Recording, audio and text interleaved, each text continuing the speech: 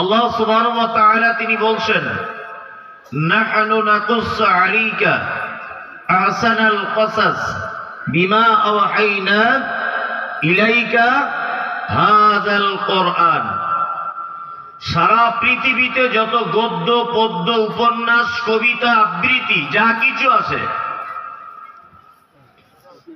সারা পৃথিবীর লেখকের লেখা যত রকমের বই পৃথিবীতে আছে, আল্লাহ সুবহানাহু ওয়া তাআলা বলছেন তার থেকে শ্রেষ্ঠ বই, তার থেকে শ্রেষ্ঠ গল্প, তার থেকে শ্রেষ্ঠ কথা আমি আল্লাহ সুবহানাহু ওয়া তাআলা পবিত্র আল কোরআনের ভিতরে লিপিবদ্ধ করে দিয়েছি ওগীর মাধ্যমে।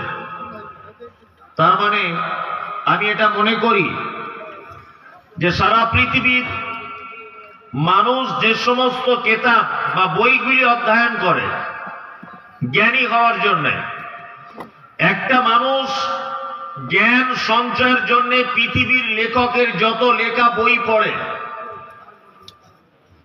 এই সমস্ত বই পড়ার পরেও একটা মানুষ কমপ্লিট জ্ঞানের দিক দিয়ে এটা কখনোই মানা সম্ভব নয়। কিন্তু একটা মানুষ যদি শুধুমাত্র পবিত্র আল কোরআনটাই যদি অধ্যয়ন করে, আলহামদুলিল্লাহ, তাকে আর জ্ঞানী হবার জন্য পৃথিবীর অন্য কোনো কিতাব বা বই তাকে আর নতুন করে পড়া লাগবে না, কোরআনটাই যথেষ্ট, তাই না? জি, আল্লাহ সুবহানাহু ওয়া তাআলা পবিত্র আল কোরআনের ভিতরে বলছেন, ইন্না নিশ্চয়ই আরাজানাল আমানাতা আলাস সামাওয়াত, আমার এই আমানত তথা পবিত্র আল কোরআন সর্বপ্রথম আমি অবতীর্ণ করতে চাইলাম আসমানের কাছে, ওয়াল আরজ জমিনের কাছে, ওয়াল জিবাল পাহাড়ের কাছে, ইনসান, এবং তারা তিনজন ভয়ে ভীত হয়ে গেল, কেউ এর দায়িত্বটা নিতে চাইল না। আমি আল্লাহ সুবহানাহু ওয়া তাআলা সর্বশেষ এবং চূড়ান্ত নবী মুহাম্মদ রাসূলুল্লাহ সাল্লাল্লাহু আলাইহি ওয়াসাল্লামের কাছে পবিত্র আল কোরআন অবতীর্ণ করে দিলাম। এখন কোরআন এসেছে মানুষের জন্য, অবতীর্ণ হয়েছে কাদের জন্য? মানুষের জন্য। আল্লাহ সুবহানাহু ওয়া তাআলা যাদের উপরে কোরআন অবতীর্ণ করেছেন এদের দুটি চরিত্রের ব্যাপারে বলেছেন, জালুমান জাহুলা। যাদেরকে কোরআন দেওয়া হয়েছে এরা হচ্ছে জাহেল, আর যাদেরকে কোরআন দেওয়া হয়েছে এরা হচ্ছে জালেম। জাহেল হচ্ছে সেই যে এটাকে অধ্যয়ন করার অর্থাৎ পড়ার চেষ্টা করে না, এ হচ্ছে জাহেল।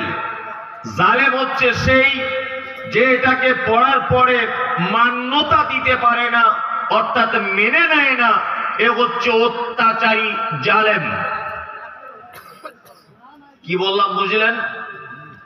তার মানে দুটি গুণই আমাদের ভিতরে আছে, না আমরা কোরআন মাজিদ পড়তে জানি আর না মানতেও জানি। অন্ততপক্ষে কোরআন মাজিদ মানে পড়েন বা পড়তে জানেন এরকম লোক আছেন কারা? একটা জিনিস বলবো, খুব ভালো লাগবে শুনতে ইনশাআল্লাহ। দুইজন হাত তুলেছে, মানে আর কেউ জানে না? অনেকজনই জানে। আচ্ছা, অনেকজন জানে। আমরা সোশ্যাল মিডিয়াতে এখন দ্বিধাদ্বন্দ্বের ভিতরে, ইয়াসিন মৌলভী একরকম বলছে, মমতাজুল ইসলাম মৌলভী একরকম বলছে, বাংলাদেশের আব্দুর রাজ্জাক বিন ইউসুফ একরকম বলছে, ওই আমাদের আব্দুল্লাহ সালেফি আর এক রকম বলছে, ডাক্তার জাকির নায়েক আর এক রকম বলছে। আমরা মানবো কোনটা? ঘোড়ার ডিম।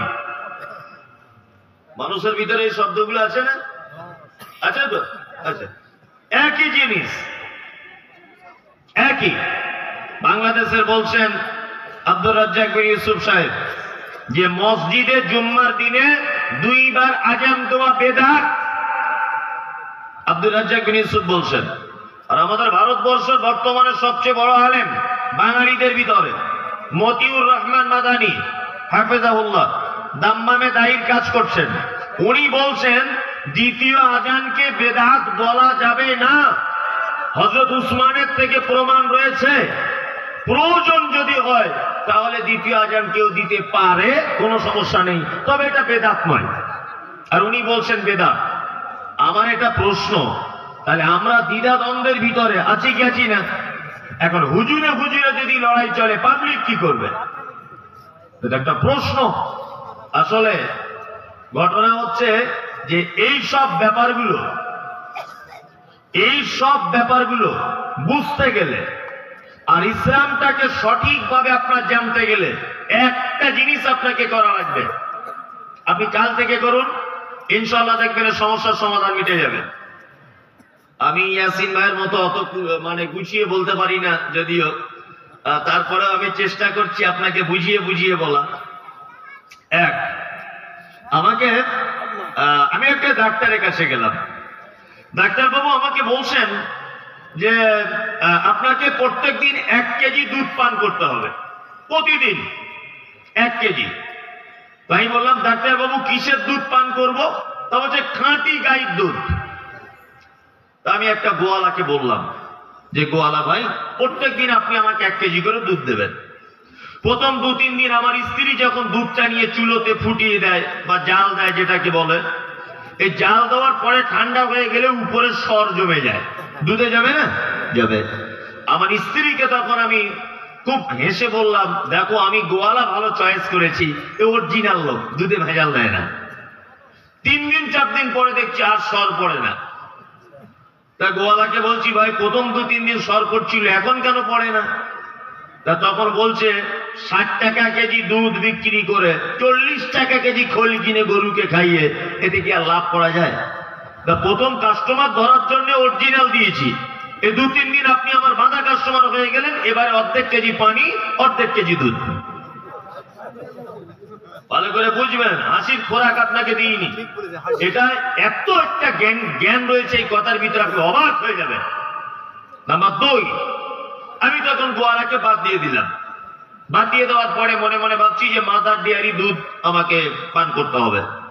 তা মাদার ডেয়ারি দুধ প্যাকেট কিনলাম। তা তার উপরে দেখছি লেখা আছে 100% পিওর, মানে 100% খাঁটি। দেখুন, কোন কোম্পানি যখন তার নিজস্ব প্রোডাক্টে 100% সলিড খাঁটি হালাল এটা যখন লিখবে, তখন আপনাকে বুঝে নিতে হবে যে অন্য কোম্পানিগুলিতে ভেজাল, আর না বলে ও নিজে ভেজাল, নিজে সার্টিফিকেট দিয়ে সবার কাছে ভালো হতে চাচ্ছে। তাছাড়া ওর লেখার দরকার কি যে আমার 100% খাঁটি? ভালো করে বুঝবেন। তাই আমার এখানেও সন্দেহ হলো, আমি গেলাম রেড কাউ কোম্পানির দুধ কিনতে। এইভাবে প্রায় আমি 20 দিন খাঁটি দুধ খুঁজছি মার্কেটে। এই খাঁটি দুধ কিনছি, খুঁজছি, এই করে করতে করতে আমার 5-6 হাজার টাকা খরচা হয়ে গেল। 5 থেকে 6 হাজার। তা আচ্ছা বলুন, 8,000-10,000 টাকায় বাজারে গরুর হাটে গেলে একটা মরা সরা হলেও, রোগা পাতলা হলেও দেশি গাই গরু পাওয়া যাবে কি যাবে না? যাবে। তা আমি যদি 6,000 টাকা খাঁটি দুধ খুঁজতে গিয়ে খরচা হয়ে গেল, যদি আমি 8-4 হাজার টাকা দিয়ে একটা দেশি গরু, গাই গরু কিনে যদি আনতাম বাজার থেকে, 1 কেজি না হলেও 1 পাই যদি দুধ আমি পেতাম, তাহলে ভেজাল হতো না খাঁটি হতো? খাঁটি হতো। আমরা মুসলিমরা এত বড় বোকা, আমরা সঠিক ধর্ম চিনতে চাচ্ছি সব সময়, তাই না?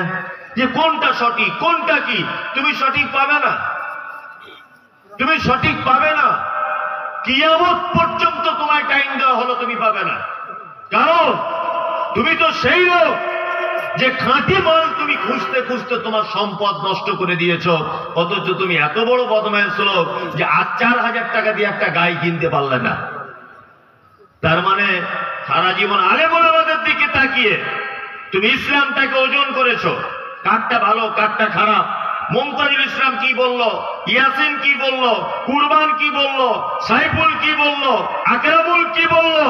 তোমার এটা উচিত ছিল যে পবিত্র আল কোরআন, বুখারী, মুসলিম, আবু দাউদ এইরকম 10,000-5,000 টাকার বই কিনে বাড়িতে নিজে নিজে পড়াশুনো করা। আমরা পড়াশোনা করতে কেউ রাজি নাই। বাড়িতে বাংলা কোরআন আছে কারোর? এখানে অনেকের আছে, অনেকের আছে, কিন্তু পড়ার টাইম নেই। পড়ার টাইম নেই। এ জাতি পরিত্রাণ পায় যে জাতির জলসার মেলাতে 50 কুইন্টাল বাদাম আর জিলাপি বিক্রি হয়, আর মেলাতে একটা লোক বই লাগিয়েছে কোরআন এবং হাদিসের বই, তার 1000 টাকাও বউনি হয় না, এ জাতি কিয়ামত পর্যন্ত পরিত্রাণ পাবে না। এখন এখানে অনেক মানুষ বসে আছে, আমি যদি ডেকে ধরি যে আপনি 2 রেকাত নামাজ আল্লাহর নবীর পদ্ধতিতে দোয়া সহকারে এখানে স্টেজে পড়ে দেখান, কে আছেন এখানে? আপনাকে ডাকবো, এখানে দেখাতে হবে আপনাকে। কেউ আছেন? নাই। তার মানে আপনি জানেন না, ওই ইমাম সাহেব করে তাই আপনি করেন, আপনার পদ্ধতি জানা নেই। তা কেন আপনি আজকে জলসা শুনতেছে 1.5 কেজি জিলাপি কেনার কি দরকার? একটা নামাজ শিক্ষার বই কিনতে পারতেন। হ্যাঁ, 2 কেজি বাদাম কেনার কি দরকার? বয়স হয়ে গেছে, একটা নামাজ শিক্ষা বই কিনতে পারতেন। বাড়িতে নাতিপুতিদের খেলার মাঝে ফাঁকে আপনি 2 পাতা বই পড়তে পারতেন। তার মানে আপনি গাই গরু পুষবেন না, সঠিক দুধ খাবেন, এটা বোকা লোকের পরিচয়। আপনি নিজে পড়াশুনো করবেন না, আর কোন বক্তা ভালো, কোন বক্তার কথা ঠিক, কার কথা মানবো, এই কথা আপনার মুখে মানায় না। কি বললাম বুঝলেন? এই কথা আপনার মুখে মানায় না। আমি পবিত্র আল কোরআনের, আমার জিভ খুব কাটা, খুব কাটা জিভ, মানে উল্টো পাল্টা সহ্য হয় না, আর হক কথা বলে ফেলি। আমার খুব কাটা জিভ নিয়ে আমি কর্কশ ভাষায় 2-4টে কথা আপনাদের সামনে বলছি। আর আমি একদম প্লেন কোরআন এবং হাদিস থেকে কথা বলবো, একটা আজে বাজে বলবো না। তবে বোঝানোর জন্য হয়তো কিছু আপনাদের সামনে বলা যেতে পারে, সহজ বাংলায় যাতে আপনি বুঝতে পারেন। 1, সূরা আল আরাফ, এটা হচ্ছে 24 আপনার রুকু আছে এই সূরার ভিতরে। কটা? 24টা। সূরাটি অবতীর্ণ হয়েছে মক্কাতে। কি বললাম বুঝলেন? আর এই সূরাটা মক্কাতে অবতীর্ণ হওয়ার পরে মুহাম্মদ সাল্লাল্লাহু আলাইহি ওয়াসাল্লামকে প্রথমে কয়েকটা জিনিস শিখিয়ে দেওয়া হয়েছে। যেমন আল্লাহ তাআলা বলছেন আলিফ লাম মিম সাদ, পবিত্র আল কোরআনে 29টা সূরায়। বক্তব্যটা এতক্ষণ শুনেছেন, এবার আমারটা শুনুন। আর আমার বক্তব্য কেমন হয় যে আপনি ছাত্র আর আমি মাস্টার, আমি আপনাকে একটা একটা করে বুঝিয়ে আস্তে আস্তে করে বলবো, তাতে আপনার বুঝতে সুবিধা হবে। পবিত্র আল কোরআনে 29টা সূরাতে এইরকম শব্দ ব্যবহার করা হয়েছে।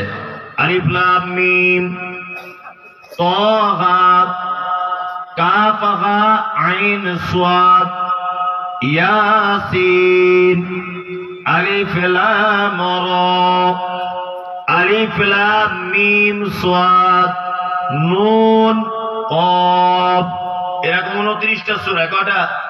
29টা। এই শব্দগুলোর কোনো মানে নেই। কি বললাম হুজুর? বুঝলেন? এর মানে কে জানে? আল্লাহ সুবহানাহু ওয়া তাআলা। নবীজি জানতেন না, সাহাবীগণ জানতেন না। কি বললাম বুঝলেন? এটা হচ্ছে কোরআনের একটা আশ্চর্য অলৌকিকতা বলতে পারেন। আল্লাহ সুবহানাহু ওয়া তাআলা তারপরে বলছেন কিতাবুন উনজিলা ইলাইকা ফালা ইয়াকুন ফি সাদরিকা হারাদুম মিনহু। এটা একটা কিতাব, আল্লাহ বলছেন এটা একটা কিতাব। এই কিতাবটা আমি আপনার উপর অবতীর্ণ করেছি, অর্থাৎ মুহাম্মদ সাল্লাল্লাহু আলাইহি ওয়াসাল্লামের উপরে এটা অবতীর্ণ করা হয়েছে। আল্লাহ তারপরে বলছেন ফালা ইয়াকুন ফি সাদরিকা হারাদুম মিনহু। এর কথাটা মানুষের কাছে পৌঁছে দেওয়ার জন্য আপনার মনে যেন কোনো ভয় ভীতি সংকীর্ণতা যেন সৃষ্টি না হয়। তারপর আল্লাহ বলছেন লিতুনজিরা বিহি, এটা রয়েছে যিকরা লিল মুমিনিন, মুমিনদের জন্য উপদেশ। আর আপনি এইটার মাধ্যমে মানুষকে আল্লাহর দিকে ভয় দেখান, জাহান্নামের ভয় দেখান, আল্লাহর দিকে আকর্ষণ করে টানুন। আর এইটা পৌঁছানোর ব্যাপারে আপনার মনে যেন কোনো ভয় এবং সংকীর্ণতা সৃষ্টি না হয়। এখানে আপনাদের সঙ্গে আমার 2-4টে কথা বলে দিই। পশ্চিম বাংলার যত আলেম আছে, বক্তা আছে, দেখবেন প্রত্যেক বক্তা 4 চাকা গাড়ি নিয়ে আসে। তার মধ্যে আমি একজন, আমি যে বাদ তা নয়, 4 চাকা গাড়ি নিয়ে আসছে। বক্তব্য দিতে, খাওয়া দাওয়া, গরম গরম রসগোল্লা, গোস্ত খেতে চাইছি না, আবার বলছে খাসির গোস্ত এনেছি নেন, দই আর অনেক কিছু ব্যাপার। আবার জলসার পরে এক বান্ডিল টাকা, নারে তাকবীর আল্লাহু আকবার, সেই রকম দামি সেন্টেন মেরে আসছে। হুজুর বক্তব্য দেওয়ার পরে দেখছি মানুষ রাগও করে না, মানুষ ফড়কে চলেও যায় না, সবাই দেখছি নারে তাকবীর দিচ্ছে। তার মানে বুঝে নিতে হবে হুজুরের বক্তব্য সঠিক হয় নি। আমি স্টেজ থেকে নামাজ পড়ি, অর্ধেক লোক ভাগ হয়ে যাবে, বুঝলেন না, ধাক্কা ধাক্কি শুরু হবে। এই মমতাজুল এটা বললো কেন, এটা কেন বললো, ভালো করে বুঝবেন, এটা কেন বলে দিল, ও জানে না কেন। সব দলের লোক জলসা শুনতে আসে, তোমার দলের 10 পয়সা দাম নাই।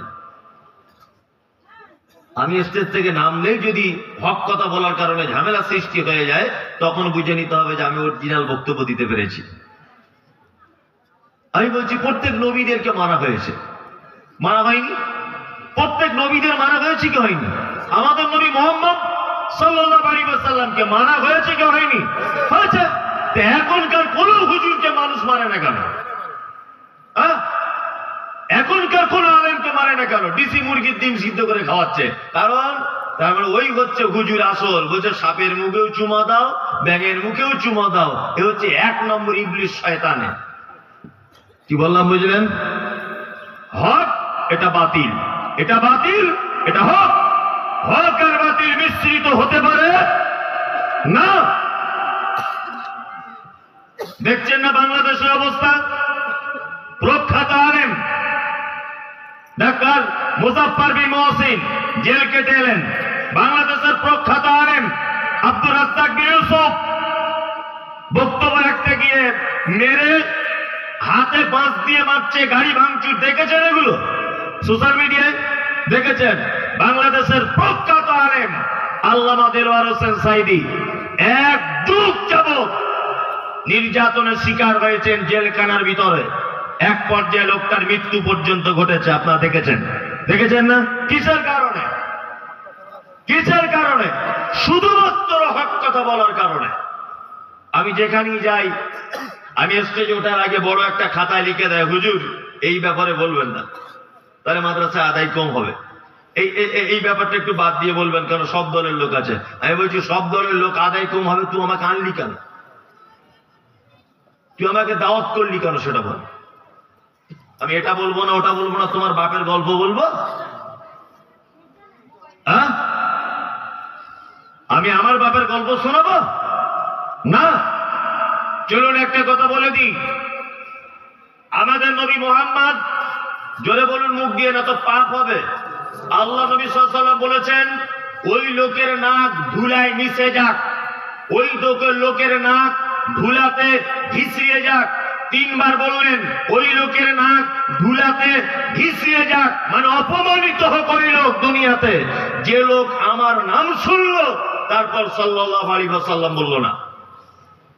নবীজি অভিসম্পদ করেছেন ওই লোকের জন্য। 3 বার বলেছেন যে আমার নাম শুনলে যে বলে না সাল্লাল্লাহু আলাইহি ওয়াসাল্লাম, তার নাক যেন মাটিতে ভিসিয়ে যাক, মানে অপমানিত হচ্ছে। আমাদের নবী মুহাম্মদ সাল্লাল্লাহু আলাইহি ওয়াসাল্লাম মক্কাতে ছিলেন, দিব্য ভালো মানুষ ছিলেন, কোনো সমস্যা নেই, কোনো সমস্যা নেই। আবু জেহেল এসে আল্লাহ নবীকে বলছেন, ভাতিজা মুহাম্মদ সাল্লাল্লাহু আলাইহি ওয়াসাল্লাম, তুমি কেন ফালতু এসে আল্লাহ আল্লাহ করছো? এক কাজ করো, তুমি তোমার আল্লাহ নিয়ে থাকো, আমি আমার 360টা দেবদেবীর পূজা করে যাই, এইভাবেই চলুক চাচা ভাতিজা, কোনো সমস্যা নেই। আল্লাহ কোরআন অবতীর্ণ করলেন। কোরআন অবতীর্ণ করে নবীকে বললেন, অদ্দুলাউ তুদহিনু ফায়ুদহিনুন, তারা চাই আপনি একটু নরম হন, তারা চাই আপনি একটু মানে শীতল হয়ে যান, তাহলে তারা তাদের মিথ্যাটাকে আরো বেশি করে প্রকাশ করবে। নবী কখনোই নয়, ফালা তুদহিনু ফায়ুদহিনুন, ফালা তুদহিনু ফায়ুদহিনুন। আল্লাহ তাআলা বলছেন যে আপনি কখনোই তাদের সঙ্গে নরম ব্যবহার করবেন না। আপনি মিরাজ থেকে সবকিছু দেখে গেছেন, সত্য মিথ্যা বলে দেন। মুহাম্মদ সাল্লাল্লাহু আলাইহি ওয়াসাল্লাম যখন এসে বললেন, চাচা আবু জাহেল 360টা দেবদেবী সব মিথ্যা, একজন আল্লাহ তিনি আর রহমান আলাল আরশিস ইস্তাওয়া, আরশের উপরে তিনি আছেন। ভালো করে বুঝবেন, যখন বলছেন এক আল্লাহ আরশের উপরে আছেন, তখন আবু জেহেল বলছে পাগল হয়ে গেছে, এটা মার মেরে বার করে দেওয়া হলো। কোথা থেকে? মক্কা থেকে। আবু বকর সিদ্দিক রাদিয়াল্লাহু তাআলা আনহুকে নিয়ে কোথায় চলে গেলেন? মদিনাতে, তাই না? আচ্ছা, হযরত মুহাম্মদ সাল্লাল্লাহু আলাইহি ওয়াসাল্লাম মক্কাতে কারোর সঙ্গে খারাপ ব্যবহার করেছিলেন, কারোর জমি জোর করে দখল করে নিয়েছিলেন, কারোর ব্যবসার মাল লুট করে নিয়েছিলেন, কারোর সঙ্গে ঝগড়া করেছিলেন, এই কারণে মদিনায় যেতে হয়েছিল? না, হক কথা বলার কারণেই, হক কথা বলার কারণেই। তার মানে বোঝা যায় হক কথা বললেই বন্ধু পান, কোন গল্প নেই। আল্লাহ সুবহানাহু ওয়া তাআলা পবিত্র আল কোরআনে মুহাম্মদ সাল্লাল্লাহু আলাইহি ওয়াসাল্লামকে বলছেন, ইত্তাবিউ মা উনজিলা ইলাইকুম মির রাব্বিকুম ওয়া লা তাত্তাবিউ মিন দুনিহি আউলিয়া। সূরা আরাফ 3 নম্বর আল্লাহ তাআলা বলছেন, ইত্তাবিউ, তোমরা আনুগত্য করো, মা উনজিলা ইলাইকুম মির রাব্বিকুম, তোমার রবের পক্ষ থেকে যেটা অবতীর্ণ হয়েছে। আনুগত্য করতে হবে কার? তোমার রবের পক্ষ থেকে যেটা অবতীর্ণ হয়েছে, পবিত্র আল কোরআন, তাই না? একটা মানুষের জীবন ব্যবস্থা সঠিক পথ পাওয়ার জন্য যে বইটা সব থেকে বেশি প্রয়োজন, তার নাম আল কোরআন। এক শ্রেণী মানুষ আছে যারা মানুষের কাছে ইসলামের দাওয়াত দিচ্ছে। ইসলামের দাওয়াত দিচ্ছে না? দিচ্ছে। কি দিয়ে দিচ্ছে? এই যে সমস্ত ভাইয়েরা তবলিগ করেন, আমি ওদের বিরুদ্ধে নয়, তবলিগ জামাতের যে বিরুদ্ধে তা নয়, কিন্তু যে সমস্ত ভাইয়েরা তবলিগের কাজ করেন, এরা কি দিয়ে মানুষের কাছে দাওয়াত দেয়? ফাজাইলে আমল আর মুনতাখাবে হাদিস, এই দুটো নিয়ে মানুষের কাছে দাওয়াত দেয়। কিন্তু আল্লাহ সুবহানাহু ওয়া তাআলার ভাষা শুনুন, সত্যি আমি এগুলো অবাক হয়ে যাই। আমি তবলিগ যে আমি নিজে চিল্লাতে ভালো, আমি নিজে, তবে আমি এটা বলবো সোশ্যাল মিডিয়ার মাধ্যমে এবং এখানে যদি কোনো বন্ধু থাকেন, আল্লাহর কোরআনের থেকে ভালো দাওয়াত, আল্লাহর কালামের থেকে মানুষের কাছে ভালো আর কোনো দাওয়াত হতে পারে না। তুমি 40 দিন যাবত বাড়ি ছাড়া হয়েছ, মানুষকে আল্লাহ রাস্তায় ডাকছ, অথচ তোমার মানুষের লেখা দুটি মাত্র বই, বাংলা বই নিয়ে তুমি ঘুরছো। একটা হচ্ছে ফাজাইলে আমল, একটা হচ্ছে মুনতাখাবে হাদিস, তাই না? আমার দুঃখ লাগে যে তবলিগের যে সমস্ত আমির সাহেবরা থাকেন, আপনারা কেন ফাজাইলে আমল আর মুনতাখাবে হাদিস নিয়ে কেন এত মানুষকে তবলিগ করেন? আপনি তো নামাজের পরে 2 পাতা কোরআন মাজিদ পড়িয়ে তার বাংলা অনুবাদ করে তো শোনানো যায়, যায় কি যায় না? আমি বিরুদ্ধে বলছি না, আমি বলছি একটু সিস্টেমটা চেঞ্জ করুন। কোরআন হচ্ছে পৃথিবীর সমস্ত সমস্যার সমাধান। হযরত ওমর ফারুক রাদিয়াল্লাহু তাআলা আনহু, হযরত উসমান রাদিয়াল্লাহু তাআলা আনহু, হযরত আবু বকর রাদিয়াল্লাহু তাআলা আনহু কিসের সংস্পর্শে এসে? ওমর মানে ভয়ঙ্কর লোক। আল্লাহ নবী সাল্লাল্লাহু আলাইহি ওয়াসাল্লাম হযরত ওমরের ব্যাপারে বলছেন যে ওমর এত ভয়ঙ্কর লোক যে ওমর যে রাস্তা দিয়ে চলে, এই রাস্তাতে ইবলিস শয়তান পর্যন্ত হাঁটে না, এত ভয়ঙ্কর লোক হযরত ওমর। কিসের ছত্র ছায়াতে এসে মোমের মতো গলে গিয়েছিলেন? কিসের? পবিত্র আল কোরআন। আর আপনি তবলিগ করুন, কোনো সমস্যা নেই, তবে আমার দাবি হচ্ছে যে আপনি যখন দাঁড়িয়ে উঠে বলেন যে বাকি নামাজ বাদ বসে যাবেন, দিনের কিছু কথা আলোচনা হবে, তখন মুনতাখাবে হাদিস ফাজাইল আমলটা বাদ দিয়ে দুটো কোরআনের বাংলা অনুবাদ করে শোনান। এর থেকে ভালো দাওয়াত আর কোনো দাওয়াত নেই। আল্লাহ তাআলা বলছেন, ইত্তাবিউ মা উনজিলা ইলাইকুম মির রাব্বিকুম, আনুগত্য করো আমার রবের পক্ষ থেকে যেটা অবতীর্ণ করা হয়েছে, অর্থাৎ আল কোরআন। পৃথিবীতে আমরা হাদিস এবং কোরআন বাদ দেওয়ার পরেও অনেক মতবাদকে মেনে চলি যেগুলো হাদিস এবং কোরআনের সঙ্গে সংঘর্ষ, মানি না। মানি। একদল মানুষ আছেন তারা বলে হাদিস কোরআন কি বললো না বললো এটা দেখার দরকার নেই, ইজমা কিয়াস তো আছে, বলে না কোরআন হাদিসে কি আছে এটা দেখার দরকার নেই, বলছে ইজমা কিয়াস আছে। ইজমা মানে ঐক্যমত। ভালো করে বোঝার চেষ্টা করুন। মুহাম্মদ সাল্লাল্লাহু আলাইহি ওয়াসাল্লাম তিনি বলেছেন কুল্লু মুশকিরিন খামরুন, প্রত্যেক নেশাদার দ্রব্য মদ, আর কুল্লু খামরিন হারামুন, প্রত্যেক মদ কি হারাম, তাই না? একদল লোক আছে আল্লাহ নবী মদের কথা বলেছে, কই বিড়ির কথা বলেনি, তা আপনি বিড়ি কেন হারাম বললেন? আমি কোন এক জলসাতে বলেছি বিড়ি হারাম, তা বলছে এখানে মদের কথা বলা হয়েছে, বিড়ির কথা বলা হয়নি। তাহলে বিড়ির কথা বলা হয়নি ঠিক আছে, গাঁজার কথাও তো বলা হয়নি, খামর শব্দ ব্যবহার করা হয়েছে, তাই না?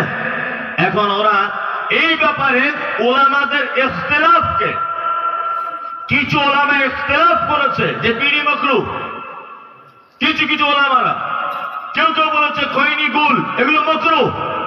কিন্তু মুহাম্মদ সাল্লাল্লাহু আলাইহি ওয়াসাল্লাম কুল্লু শব্দ যেখানে ব্যবহার করছেন মানে সমস্ত, তার মানে বিড়ি খৈনি গুটকা কেউ বাদ গেল?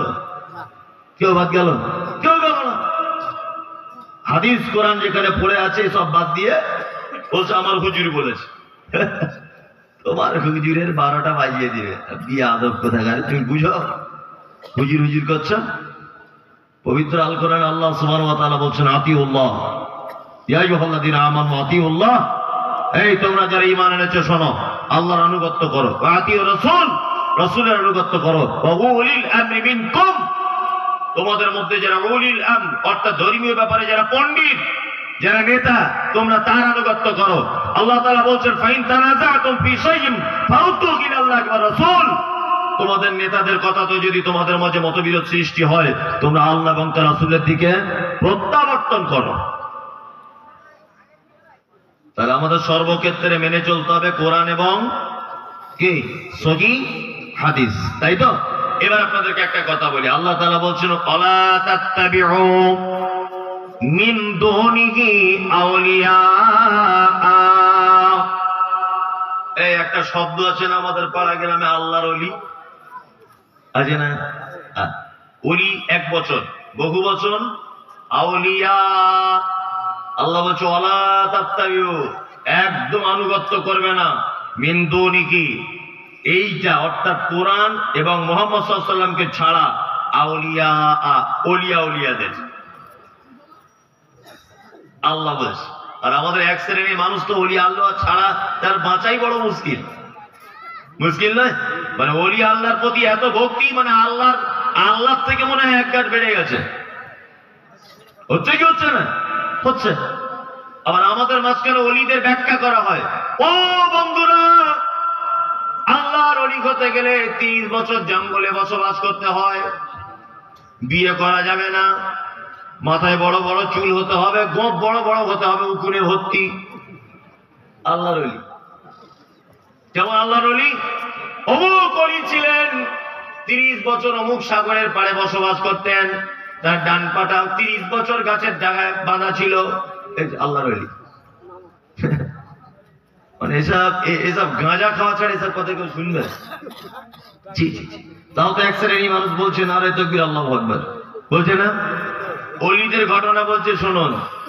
কি বলছে? আমাদের অমুক পীর সাহেব, নাম বলবো না, অমুক পীর সাহেব বসে আছেন মাজারে, ওই হুগলি জেলাতে, কোথায় বুঝে নেন আপনারা, মাজারে বসে আছে। তা বাংলাদেশে একটা লোক এসেছে, তখন ইন্ডিয়া বাংলাদেশ একই, বাংলাদেশের একটা লোক এসেছে, এসে বলছে পীর সাহেব কি হলো? বলছে আমার ছেলের গলায় কাঁটা ফুটেছে মাছের, আজকে 1 সপ্তাহ যাবত মাছের কাঁটা বার করা যায় না। ভালো করে বুঝবেন।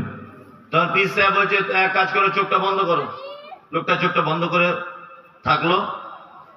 তা বলছে এবার বাড়িতে ফোন করে দেখো তো কাঁটা আছে কিনা। ভালো করে বুঝবেন, তখন তো ফোনের জামানা নেই। বলছে হুজুর কি করে ফোন করবো? তার মানে ওরা আরো হেঁটে হেঁটে যেতে লাগবে 1 সপ্তাহ। কেমন চিটার দেখুন। তা বলছে হ্যাঁ কাঁটা বার হয়ে গেছে, এখান থেকে হাত দিয়ে বার করে দিয়েছে আমি। ও এইখানে হুগলি জেলায় বসে বাংলাদেশে হাত দিয়ে নাকি কাঁটা বার করে দিয়েছে। আরে এইটা বক্তা ওয়াজ করছে যে আমার দাদুর এই কেরামতি ছিল, এসব ওয়াজ হয় না? ইমাম আবু হানিফা খুব ভালো মানুষ ছিলেন, খুব জ্ঞানী মানুষ। কি বললাম বুঝলেন? খুব জ্ঞানী মানুষ ছিলেন ইমাম আবু হানিফা রাহিমাহুল্লাহ। আল্লাহ ওনার উপরে শান্তি বর্ষণ করুক, আমিন। ওনার ব্যাপারে এত মিথ্যা কথা বলা হয়, বলা হচ্ছে যে ইমাম আবু হানিফা যখন তারাবি পড়াতেন, বলছে প্রত্যেকে রেকাতে একবার করে কোরআন খতম করতেন। আচ্ছা, এটা কি সম্ভব? উনি মানুষ ছিলেন না ভূত ছিলেন? অবাক লাগে না? আচ্ছা, আর একটা ঘটনা বলি ওনার ব্যাপারে বক্তা ওয়াজ করছে যে উনি যখন শেষ জীবনে হজ করতে গেছেন, আমার দিকে ফিরুন, বলছে এরকম এক পা এরকম তুলে কাবা শরীফে একবার কোরআন খতম করতেন, আবার এক পা তুলে দাঁড়িয়ে আর একবার খতম করতেন। বক্তা সাহেব দেখাচ্ছে। আচ্ছা, এটা কি এত বড় মিথ্যা কথা নাই? সম্ভব এগুলো? বলছে 90,000 বার আবু হানিফা রাহিমাহুল্লাহ আল্লাহকে স্বপ্ন দেখেছে। এইসব হচ্ছে বক্তব্য, এসব কি বক্তব্য। আর বলছে যে 55 বারের বেশি তিনি হজ করতে গেছেন, তার ভিতরে 38 বার পায়ে হেঁটে গেছেন। এইসব বক্তব্য আছে না নেই?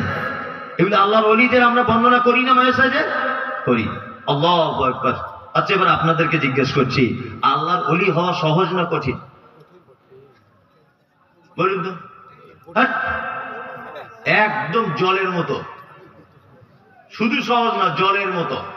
আসলে আমাদের অলির ব্যাপারটা এমন করে বলে দিয়েছে না, যে আমাদের আর মাথায় ঢোকে না। হরি বাবা, অলি হতে গেলে 10 বছর জঙ্গলে থাকতে হবে, বড় বড় গোপ হতে হবে, মাথায় উকুন থাকতে হবে, বিয়ে শাদী করা যাবে না, এরকম বলা হয়েছে না?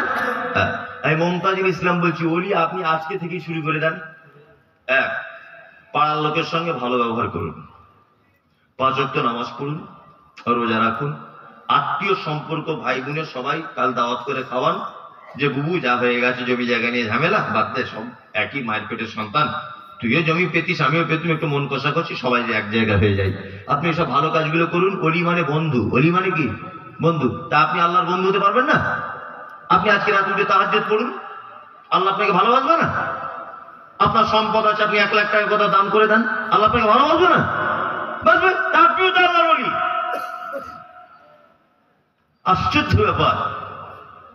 আচ্ছা, এবার আপনাদেরকে একটা কথা বলি, আমি গল্পের মতো করে বলছি।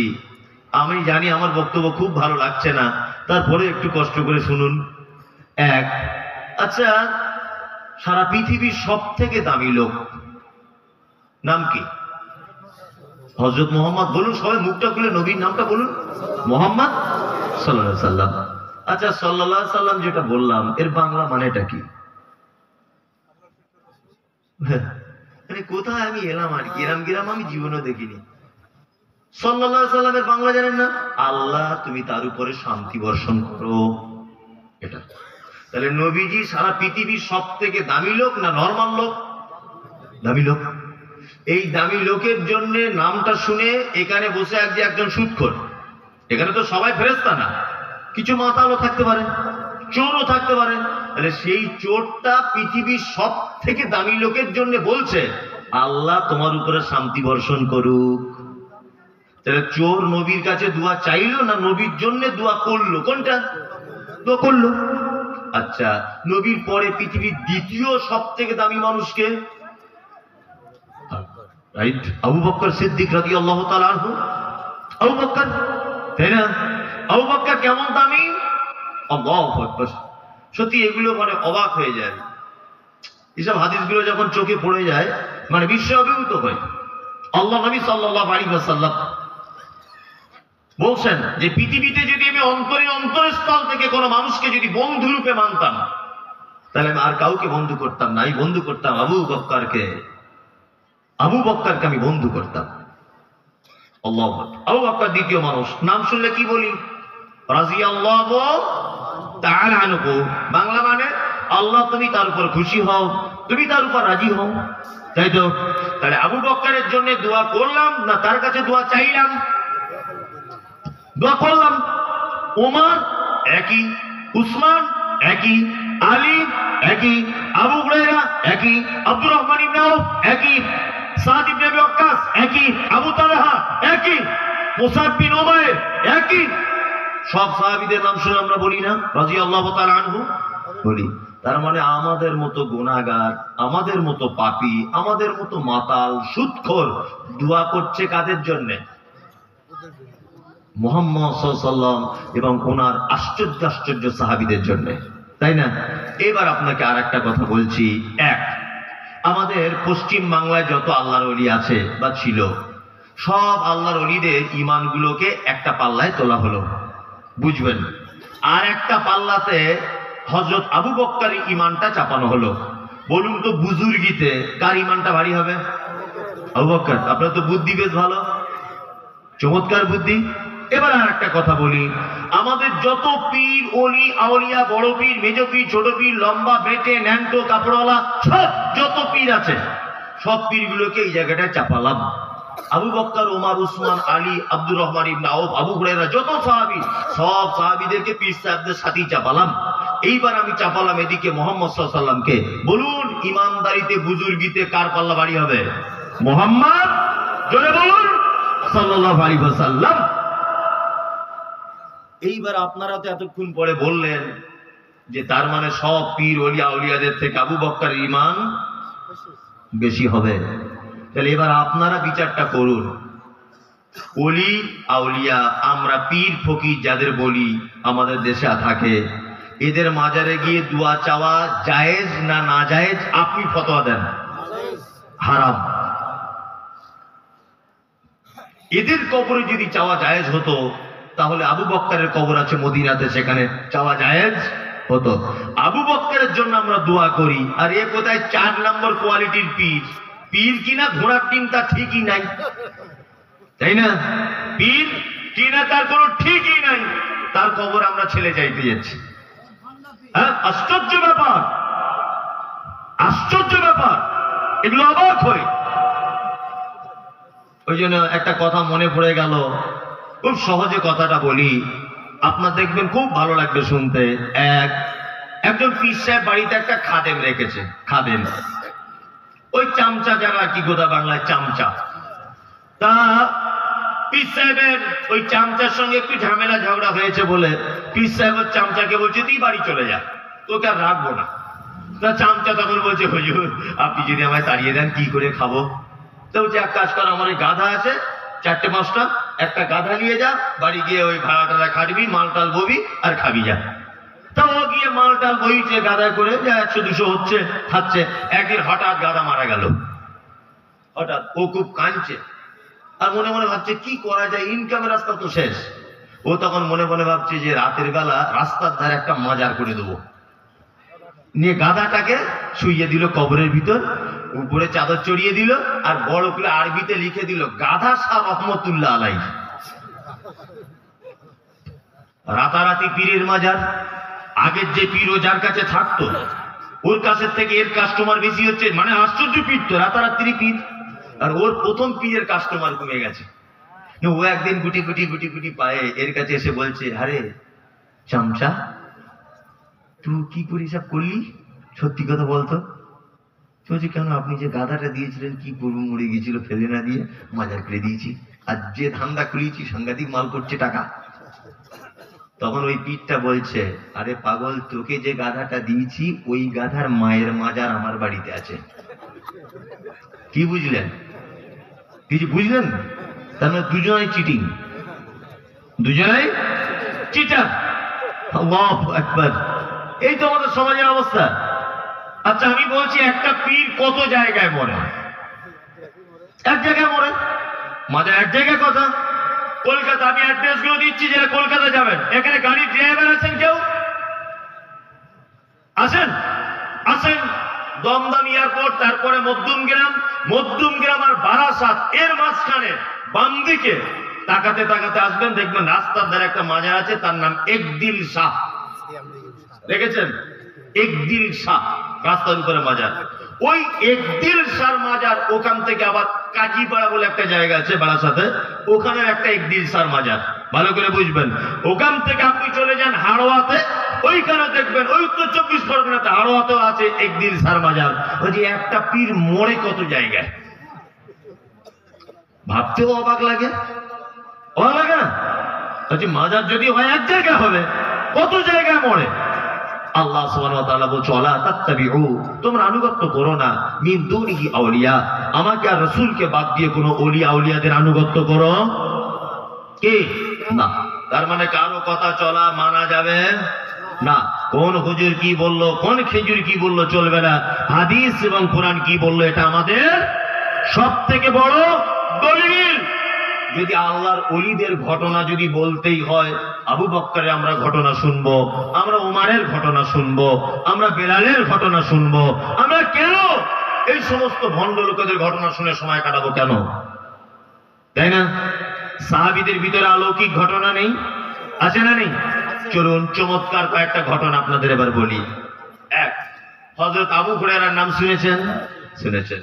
নতুন ইসলাম যখন কবুল করেছেন আবু হুরায়রা রাদিয়াল্লাহু তাআলা আনহু, নতুন ইসলাম যখন কবুল করেছেন, খুব অভাবের দিন, খেতে পেতেন না। আল্লাহ নবী সাল্লাল্লাহু আলাইহি ওয়াসাল্লাম মসজিদে নববীর যেখানে নামাজ পড়াতেন তার পাশে একটা জায়গা তৈরি করেছিলেন, তার নাম আসহাবে সুফফা। আসহাবে সুফফারা নতুন ঈমান যারা আনতো তারা এই সুফফাতে বসবাস করত।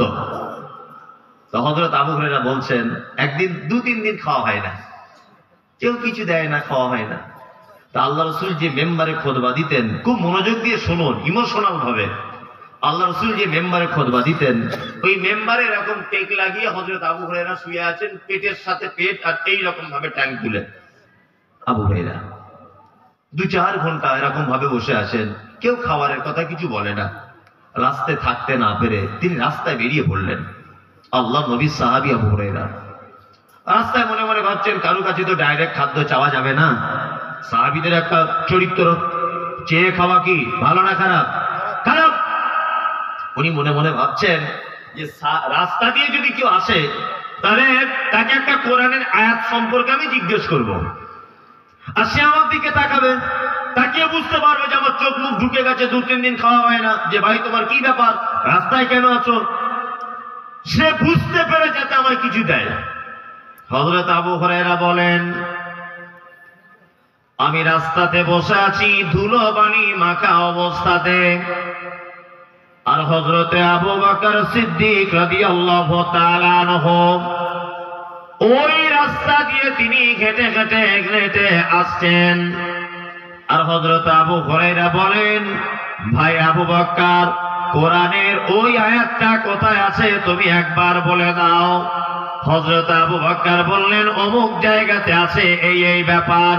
হযরত আবু বকর আবু হুরায়রার এই দৃশ্য দেখে তিনি আস্তে আস্তে করে বাড়ি চলে গেলেন, জিজ্ঞাসা করলেন না যে আবু হুরায়রা তুমি খেতে পেয়েছো কিনা। আবু হুরায়রা ভাবলেন তাহলে চালাকি কাজ হলো না, আবার বসে আছেন। এইবার আসছেন কে? এবার আসছেন হযরতে ওমর ফারুক রাদিয়াল্লাহু তাআলা আনহু। হযরত আবু হুরায়রা বলেন ভাই ওমর, কোরআনের এই আয়াতটার ব্যাপারে আপনি একটু দয়া করে আমাকে বলে দেন। হযরত ওমর কোরআনের আয়াতটা বলে দিলেন, হযরত ওমরও চলে গেলেন। আবু হুরায়রা ভাবছেন আমার ক্ষুধার্ত ব্যবস্থাটা কেউ বুঝলো না, মনটা বড় খারাপ হয়ে গেল। ধুলাবালি বাঁকা অবস্থায় রাস্তাতে বসে আছেন কে? বিশ্ব নবীর টাটকা ঈমান আনা সাহাবী, নাম হলো তার আবু হুরায়রা। এইবার রাস্তা দিয়ে আসছেন পৃথিবীর নবী, বিশ্ব নবী জনাবে রাসূলুল্লাহ সাল্লাল্লাহু আলাইহি ওয়াসাল্লাম। একই রাস্তা দিয়ে আসছেন, আল্লাহর নবী আসছেন, আর চোখে দেখলেন যে আবু হুরায়রা বসে আছে ধুলোবালি মেখে। আল্লাহ রাসূল ব্যাপারটা বুঝতে পারলেন যে এর খিদে লেগেছে। আল্লাহ রাসূল মুচকে হেসে দিয়ে বলছেন আবু হুরায়রা বুঝতে পেরেছি, চলো আমার সাথে চলো।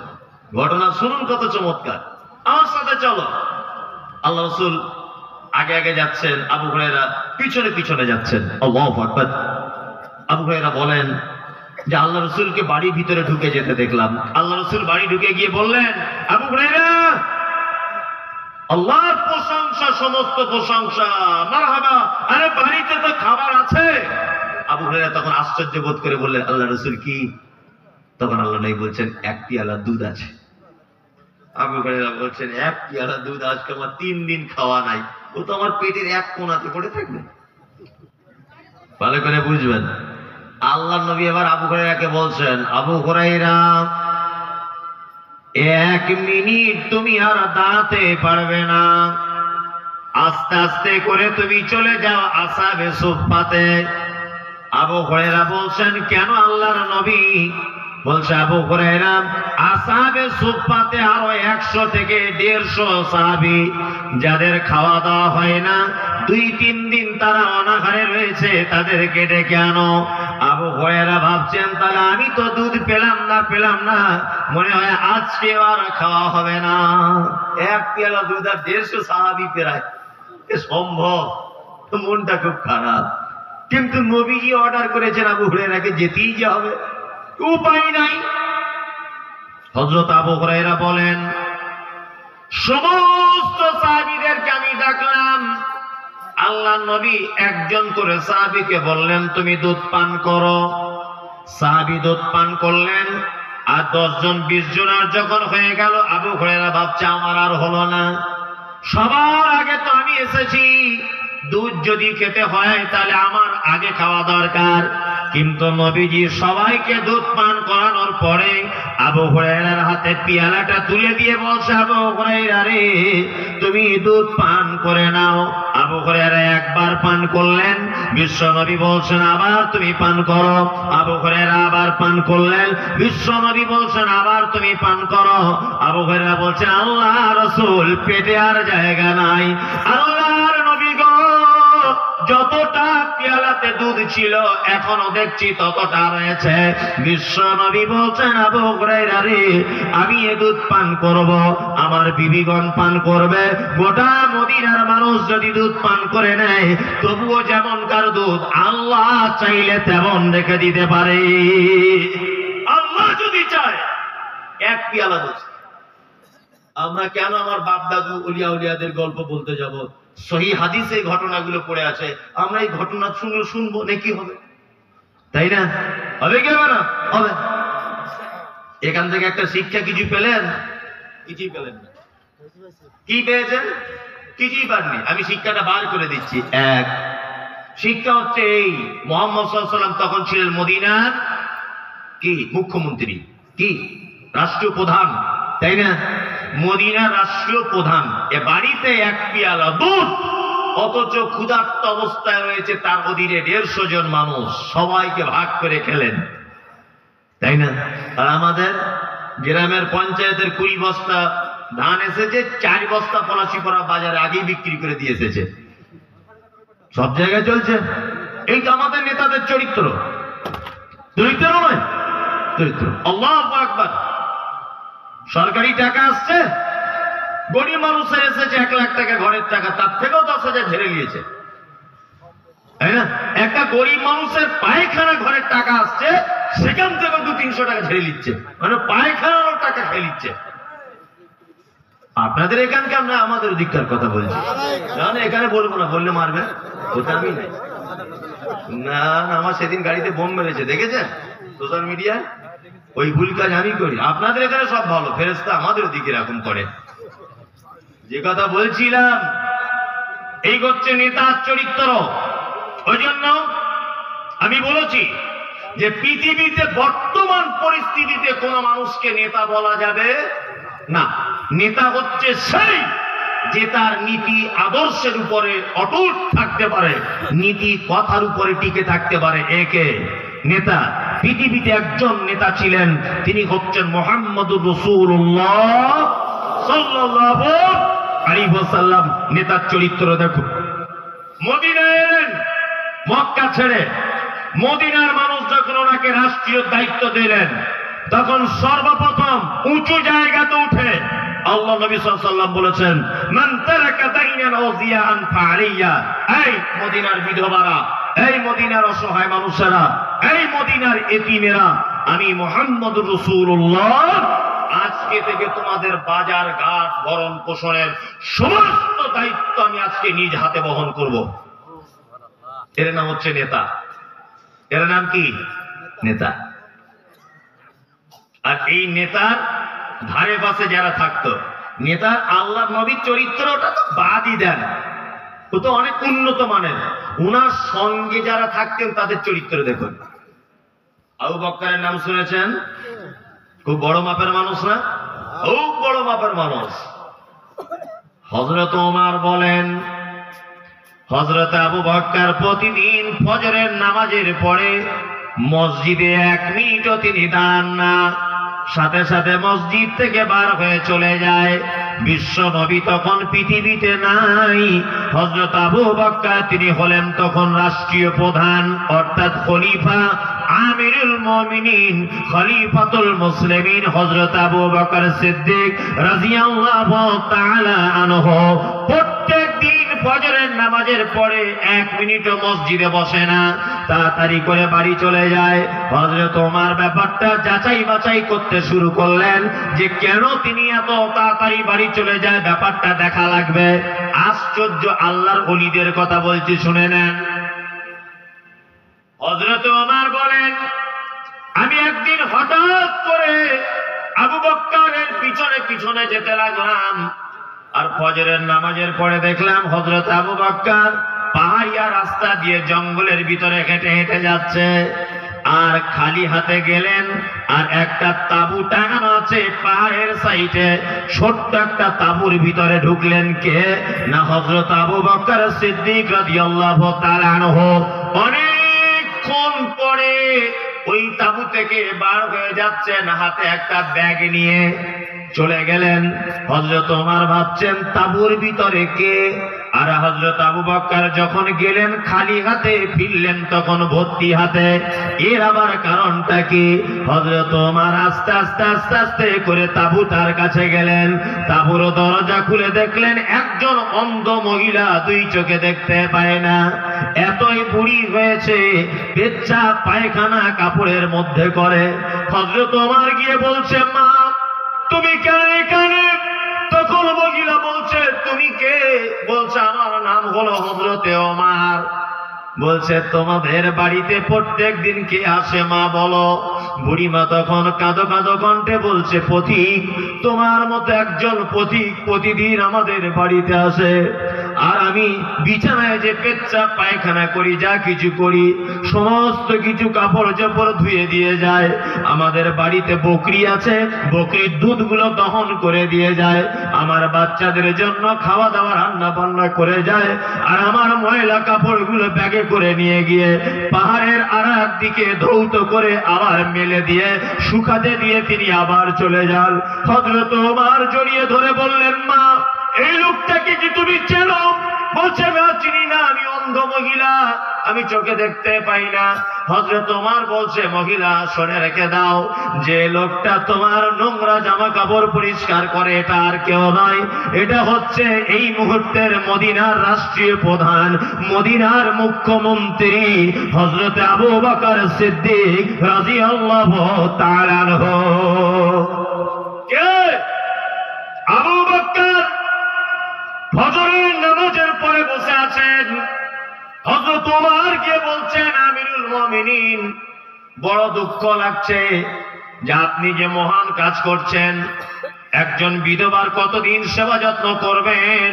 হযরতে আবু বকর বলছেন, ওমর শুনে রেখে দাও ভাই, যতদিন আমি দায়িত্বের পদে রয়েছি মদিনাতে, আমি দায়িত্বই থাকা অবস্থায় যদি একজন বৃদ্ধা নারী যদি না খেয়ে মারা যায়, আর একজন যদি তার গৃহপালিত পশুগুলো যদি না খেয়ে মারা যায়, তার বাচ্চাগুলো যদি রান্না করার অভাবে যদি না খেতে পেয়ে মারা যায়, আর আমি ওমর, আমি আবু বকর, আর আমাকে যদি আল্লাহ কিয়ামতের দিনে যদি জিজ্ঞাসা করে, আবু বকর তুমি ছিলে মুখ্যমন্ত্রী, আর পাহাড়ের এক সাইড একজন অন্ধ মহিলা না খেতে পেয়ে মারা গেল, আমি আবু বকর আল্লাহর আসামির কাঠগড়াতে ধরা পড়ে যাব। এই জন্য যতদিন আমি দায়িত্বে থাকবো আর নাইবা থাকবো, ততদিন আমি এই কাজ করে যাব। হযরত ওমর জড়িয়ে ধরে বললেন, আমিরুল মুমিনিন, আপনি ঠিক কাজ করছেন, তবে শুনে রেখে দেন, আপনার পরে যে দায়িত্বে আসবে সে তো বড় বিপদে পড়ে যাবে। আল্লাহ, নেতার চরিত্র দেখুন। কি বললাম বুঝলেন? আমরা ফালতু অলিদের ঘটনা শুনে, সাহাবীদের ঘটনা শুনলে লাভ আছে না নেই? আছে। চলুন এবার আর একটা অলৌকিক ঘটনা আপনাদেরকে শোনাই। অলৌকিক কথা, আপনি আশ্চর্য হয়ে যাবেন। এটা বললে। এক, আল্লাহ নবী সাল্লাল্লাহু আলাইহি ওয়াসাল্লাম খন্দকের যুদ্ধ করেছিলেন, জানেন? জানেন। খন্দকের যুদ্ধটা ধরে নেন, এই জায়গাটার নাম কি? পলাশী, ফাজিলনগর। হ্যাঁ, ফাজিলনগর এই গ্রামটার নাম। আর পলাশী পাড়াদের সাথে যুদ্ধ হবে। ফাজিলনগরে ধরে নেন মুসলিমরা আছে, আর পলাশী পাড়াতে আছে ধরে নেন মুশরিকেরা। ওরা সংখ্যায় বেশি, এদিকে ফিরুন, ওরা সংখ্যায় বেশি, মুসলিমরা সংখ্যায় কম। যুদ্ধ হবে কোথায়? খন্দকে। আল্লাহ নবী খুব টেনশন করছেন যে আমার অল্প কটা সাহাবী, কি যে হবে। সালমান ফার্সি বলে একজন বুদ্ধিমান সাহাবী ছিলেন, সালমান ফার্সি। সালমান ফার্সি তখন বলছেন, আল্লাহ নবী এক কাজ করলে হয় না? বলছে কি? বলছে ওই পলাশী পাড়া আর এই ফাজিলনগর, এই যে জায়গাটা, এর মাঝখানে যদি আমরা একটা খাল কেটে দিই তাহলে সুবিধা হবে। ওরা যদি আমাদের মারতে আসে তাহলে খালে নামতে হবে, উঠবে, তবে তো আমাদের মারবে। হ্যাঁ, তার আগে তো মারতে পারছে না। তা ওরা যখন আল্লাহ রসুল খালে নামবে, আমরা উপর থেকে ওদের আঘাত করব। কেমন কৌশল! কৌশল না? সালমান ফার্সির এই কথাটাই আল্লাহ নবী সাল্লাল্লাহু আলাইহি ওয়াসাল্লাম খন্দকের যুদ্ধের পরীক্ষা খনন করেছিলেন। সালমান ফার্সির এই কথাটাতেই, কি বললাম বুঝলেন? এর কথাতেই খন্দক পরীক্ষা খনন। সাহাবায়ে কেরামগণ গাইতি বুঝেন তো? কি বলে আপনার দুই দিকে শাবলের মতো যেটা গাইতি, সাহাবায়ে কেরামগণ গাইতি চালাচ্ছেন। আর খন্দকের যুদ্ধের একটা নিয়ম আল্লাহ রাসূল করেছিলেন যে বিনা প্রয়োজনে, এমার্জেন্সি প্রয়োজন ছাড়া কেউ বাড়ি যেতে পারবে না, যুদ্ধ যতদিন না শেষ হবে। কি বললাম বুঝলেন? এখন গাইতি চালাচ্ছেন, পাহাড়ি জমি, পাহাড়টার পাথর টাথর পড়ছে, পাথরগুলো ভাঙছে, কোনোটা ভাঙছে না। তা একটা এত বড় পাথর পড়ে গেল যে সাহাবীরা গাইতি এত মারা মারছেন, পাথর ভাঙছে না। আশ্চর্য ঘটনা শুনি। তখন হযরতে জাবের বলছেন, এই আমাদের ভিতরে তো আল্লাহর নবী রয়েছেন, আল্লাহ নবীকে একবার বললে হয় না? আল্লাহ রসুল তিনি অন্য জায়গায় কোপাচ্ছেন, কি নেতা দেখুন। আল্লাহ রসুলকে জাবের গিয়ে বলছেন, আল্লাহ রসুল বড় একটা পাথর পড়ে গেছে, ওটা ভাঙতে পারছি না।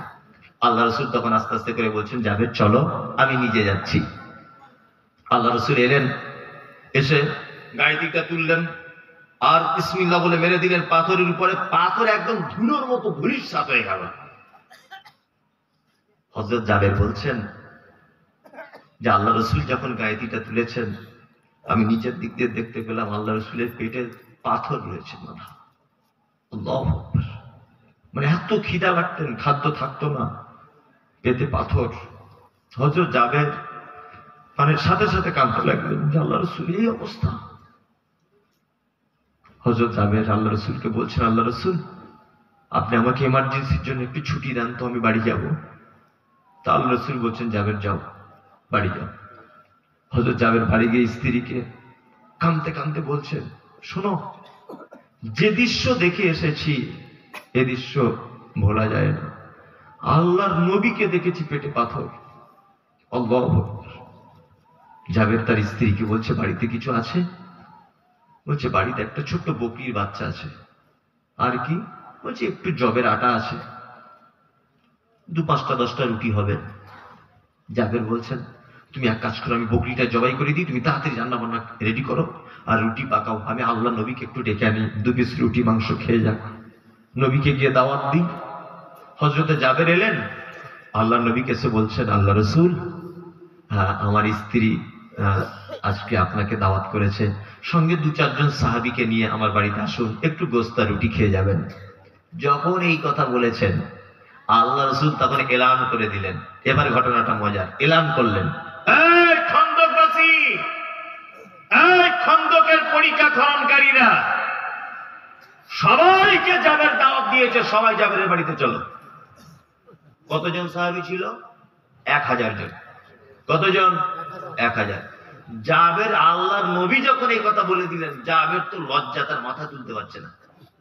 একটা বকরি আর 1-1.5 কেজি আটা আর 1000 সাহাবী, এটা হাদিস, সহিহ হাদিস। আপনাকে গল্প, হাদিসে অনেক গল্প আছে, এগুলো শুনলে কিন্তু অনেক ভালো লাগে। চলুন। আল্লাহ নবী সাল্লাল্লাহু আলাইহি ওয়াসাল্লাম সাহাবী জাবের ঘাবড়ে গেলেন। তখন আল্লাহ নবী জাবেরকে ডেকে বলছে, শোনো এই জাবের, তোমার স্ত্রীকে বলবে যে হাঁড়িতে করে গোস্ত রান্না করছে ওই হাঁড়িটা উনুন থেকে নামাতে মানা করবে। এক, আমি গিয়ে নামাবো। দুই, তোমার স্ত্রী রুটি করে যে পাত্রে রাখবে ওই পাত্র ঢাকনাটা লাগিয়ে রাখবে, খুলবে না, আমি গিয়ে খুলবো। এবার জাবের ওর স্ত্রীকে গিয়ে বলছেন, সর্বনাশ হয়ে গেল। তো যে কি সর্বনাশ? বলছে আমি আল্লাহর নবী আর 2-4 জনকে নিয়ে আসতে বলেছি, কিন্তু আল্লাহর নবী 1000 সাহাবীকে দাওয়াত দিয়ে দিয়েছে। টেনশনে মাথা খারাপ।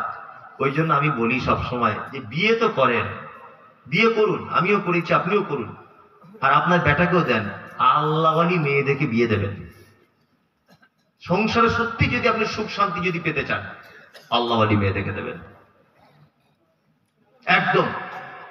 জাবেরের স্ত্রী তখন বলছে স্বামীকে, কেমন বুদ্ধি দেখুন, বলছে তুমি দাওয়াত দিয়েছো কজনকে? বলছে আমি দাওয়াত দিয়েছি আল্লাহর নবী আর 4-5 জন সাহাবীকে। বলছে বাকি সাহাবীদের দাওয়াত দিয়েছে কে? বলছে আল্লাহর নবী। তখন বিবি বলছে, আরে তুমি কেন টেনশন করছো? আল্লাহর নবী যখন দাওয়াত দিয়েছেন, আল্লাহর নবী বুঝবেন কি খেতে দিবেন। কেমন বুদ্ধি, বুঝতে পারছেন? আল্লাহ নবী এলেন আর জাবেরকে ডেকে বলছেন, জাবের তোমার স্ত্রীকে ঢুকে যেতে বলো। ওর স্ত্রী পর্দায় চলে গেলেন। আল্লাহ নবী সাল্লাল্লাহু আলাইহি ওয়াসাল্লাম গিয়ে নিজে হাতে করে খাদ্য পরিবেশন করছেন, নিজে হাতে। আল্লাহ নবী বলছেন, জাবের 10 জন করে সাহাবীকে ডাকো। কতজন করে? 10 জন করে সাহাবীকে ডাকো। 10 জন করে সাহাবী আসছে, খাওয়া শেষ, আবার 10 জন খাওয়া শেষ, আবার 10 জন খাওয়া শেষ। আল্লাহর 1000 সাহাবীর খাওয়া শেষ। একটা বকরির গোশত কতটা? 3 কিলো 4 কিলো হতে পারে, 5 কিলো। 1000 সাহাবীর খাওয়া শেষ। 1-1.5 কেজি রুটি কত হতে পারে? রুটি সব খাওয়া শেষ 1000 সাহাবীর। হযরতে জাবের বলছেন, আমি ঢাকনা খুলে দেখলাম, আল্লাহ নবীকে মুচকে হেসে বললাম, আল্লাহ নবী এখনো তো অনেক খানা আছে। আল্লাহ রাসূল বলছে, জাবের তোমরা স্বামী স্ত্রী ছেলে মেয়ে সব খাও। জাবের বলছেন, আমরা স্বামী স্ত্রী খেলাম। তারপরে আল্লাহ নবীকে বলছি, আল্লাহ নবী এরপর কি করব? বলছে তোমার প্রতিবেশীদের ভিতরে দাও। হযরত জাবের বলছে, আমি আর আমার স্ত্রী প্রতিবেশী সবার বাড়িতে পৌঁছে দিলাম। তারপরে বলছেন জাবের, আল্লাহ রাসূল এখনো যে আছে ফুরাচ্ছে না, কি করব? তখন হযরতে জাবের বলছেন যে আমার বাড়িতে এখনো যা খানা আছে, আমার মনে হচ্ছে টোটাল মদিনা শহরটাই যদি বিলি করা যায় তবুও খাদ্য শেষ হবে না। আল্লাহু আকবার। ওই জন্য বলি যে ভালো কাজের জন্য আল্লাহওয়ালি স্ত্রীদের অনেক সহযোগিতা থাকে, থাকে না? মুহাম্মদ সাল্লাল্লাহু আলাইহি ওয়াসাল্লাম কি বলেছেন যে তুনকাহুল মারআতু লি40। একজন নারীকে বিবাহ করো 4টে গুণ দেখে। কটা? 4টা। মায়েরা যারা আছেন একটু শুনুন হাদিসটা। আমি জানি শীত পড়ছে, ঠান্ডা, তবুও বলে দিই। 1, তার রূপ আছে কিনা দেখো। 2, বংশ ভালো কিনা দেখো। 3, টাকা আছে কিনা দেখো। 4, দিনদারিতা আছে কিনা দেখো। আল্লাহ নবী সাল্লাল্লাহু আলাইহি ওয়াসাল্লাম প্রথমে কি বললেন? সুন্দরী। সুন্দরী বলতে আমরা কি বুঝি? চামড়া যার পরিষ্কার। হাসির কিছু না, আমিও যেটা মনে করি, যার চামড়া পরিষ্কার সে সুন্দরী না। কাজী নজরুল একটা কথা বলেছে, দেখিতে পলাশ ফুল অতি মনোহর, গন্ধ বিনে সবে তারে করে অনাদর।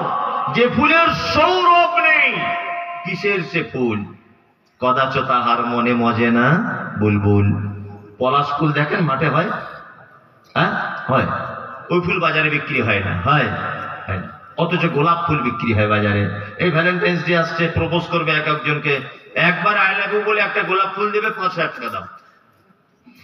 একটা গোলাপ ফুল কলকাতার মার্কেটে 2000 টাকা দাম, 500 টাকা দাম, তাই না? তার মানে গোলাপ দেয় কেন?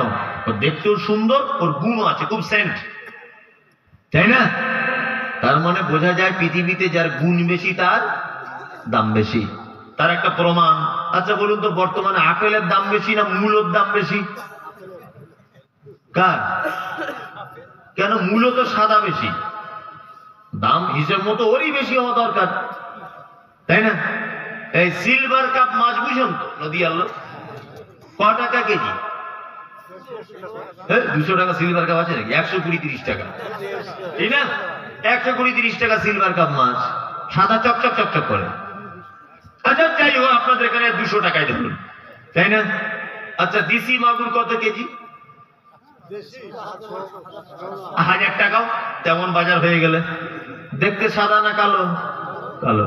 কালো অথচ দাম বেশি। কারণ কি বলুন তো? ও ডাক্তার খেলেই বলে দিয়েছে রক্ত হবে, ফোটায় ফোটায় রক্ত। তার মানে বোঝা যাচ্ছে যার গুণ বেশি তার দাম বেশি, তাই না? আর চামড়া সাদা হলেই পরিষ্কার হবে, ভালো সুন্দর। ওই জন্য যখন আপনি আপনার বেটার জন্য মেয়ে দেখতে যাবেন তখন অবশ্যই দেখবেন যে মেয়েটার ভিতরে গুণ কি আছে। আমরা তো সব চিটিংবাজ লোক, আমিও তার ভিতরে একজন। আমিও যে ভালো লোক তা না, আমিও মারাত্মক খাতারনাক লোক, বদমাশ লোক। আপনি অবশ্য ভালো লোক।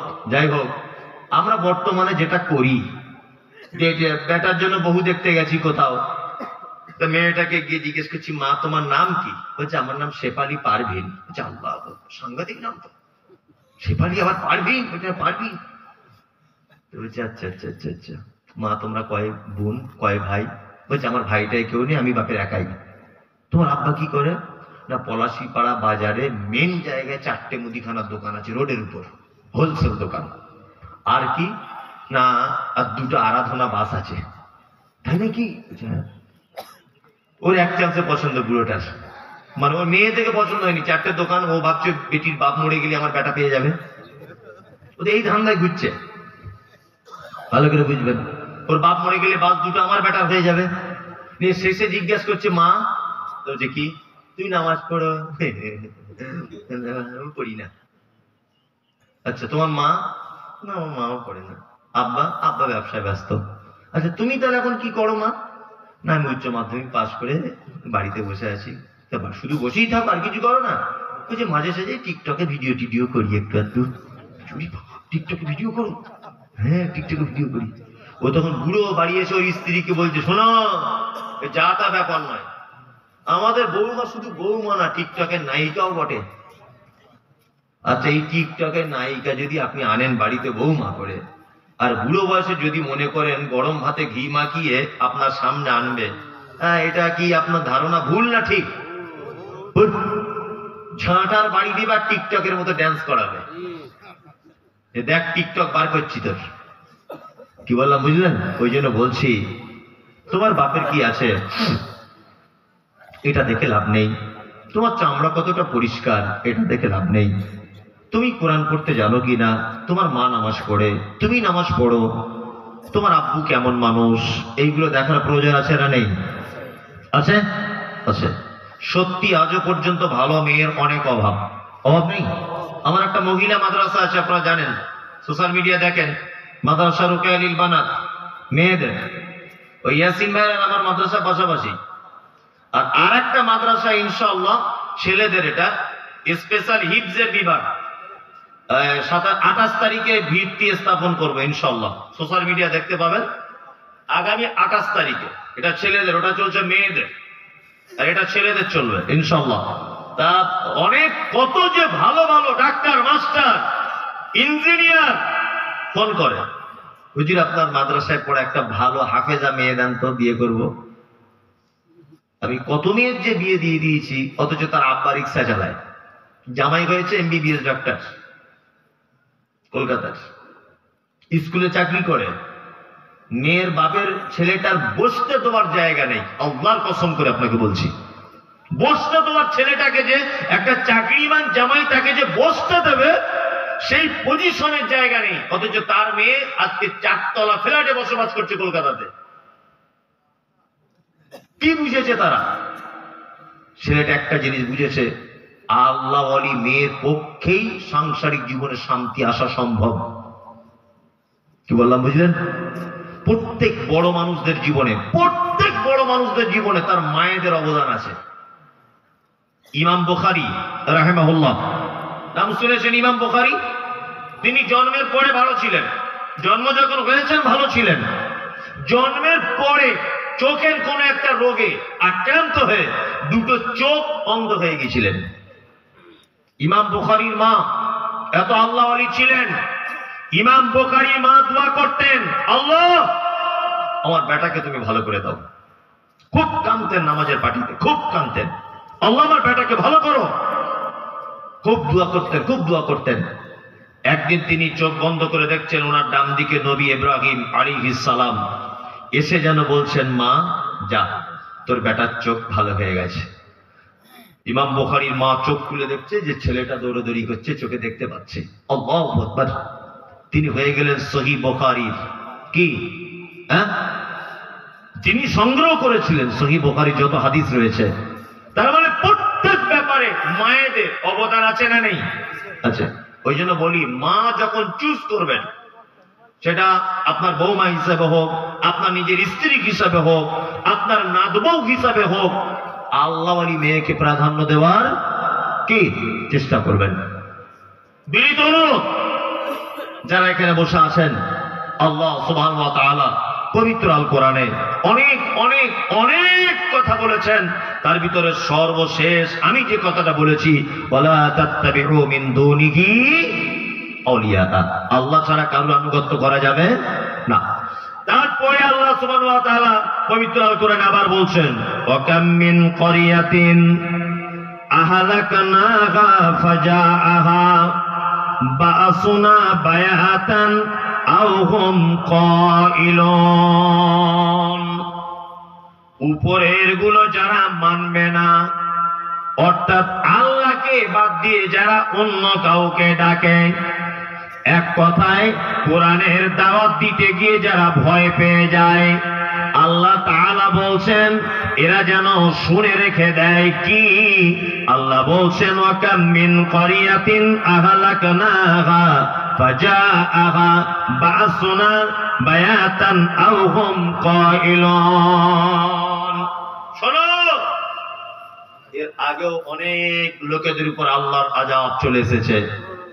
আমি ছেড়ে দিব, আপনার চলে যেতে হবে না। মজলিস ভাঙার দোয়া বলে যান, 12টা বাজলে ছেড়ে দেব, 10 মিনিট। আল্লাহ নবীর একটা হাদিস, মজলিস ভাঙার দোয়া বলে গেলে এতক্ষণ বসে আপনি যে নেকিটা পেলেন, এই নেকিটা সিল মোহর দিয়ে আটকানো থাকলো। কি বললাম বুঝলেন? যে কথা আপনাকে বলছিলাম সেটা হচ্ছে এই, আল্লাহ সুবহানাহু ওয়া তাআলা তিনি বলছেন যে যারা হাদিস এবং কোরআন মানল না, তাদের উপরে আমার পক্ষ থেকে আযাব আসবে। এর আগেও আমি আযাব দিয়েছি অনেক সম্প্রদায়কে। তারা যখন দুপুর বেলাতে বিশ্রামরত অবস্থায় ছিল এবং রাতের বেলাতে তারা যখন ঘুমিয়েছিল, ঘুমন্ত অবস্থায় তাদের উপর আল্লাহর আযাব এসেছে। আমি তো মনে করি যে সারা পৃথিবীতে মুসলিমদের উপরে যত আযাব, যত আল্লাহর পক্ষ থেকে গজব, তার মূল কারণ হচ্ছে এই যে আমরা দুটো জিনিসকে ভুলে গেছি। এক, পবিত্র আল কোরআন, দুই কি হাদিস। ওই জন্য আমাদের নিজেদের জিনিস আজকে হাতছাড়া হয়ে যাচ্ছে। এগুলো ভেবেছেন কোনদিন? নিজেদের আমাদের বাবরি মসজিদ হাতছাড়া হয়ে রাম মন্দির হয়ে গেল, দেখেছেন না? এরপরেও শুনছি তাজমহলটাকে দখল করে নিবেন, একটা একটা করে সব শেষ। কারণ কি? কারণ আজকে সারা বিশ্ব এটা জেনে গেছে এরা আর হযরত ওমরের মতো মুসলিম নয়, এরা আবু বকরের মতো মুসলিম নয়, এরা আলীর মতো মুসলিম নয়, এরা এখন নামকে অস্তে মুসলমান। অবাক লাগে, একদমই অবাক। NH-34 আপনাদের যে মেন রোড, এই রোডে বহু হোটেল আছে, বহু হোটেল, ড্রাইভাররা জানে, মুসলিম হোটেল। শুধুমাত্র ব্যবসা চালানোর জন্য বিভিন্ন দেব দেবী ঠাকুরের পুজো সাজানো আছে, শুধু বেচা কেনা বেশি হওয়ার জন্য। অবাক করা তথ্য এটা। মুসলিম নাম আব্দুল্লাহ, হোটেলও তার মুসলমানের, শুধুমাত্র বেচা কেনা বেশি হবে বলে মুসলিম হোটেলে দেব দেবীর পুজো করা হচ্ছে। বলছে আমরা করি না, কর্মচারীরা করছে, তোমার পাছার চামড়া তুলে দিতে হবে। বিয়াদবি করার জায়গা পাও না।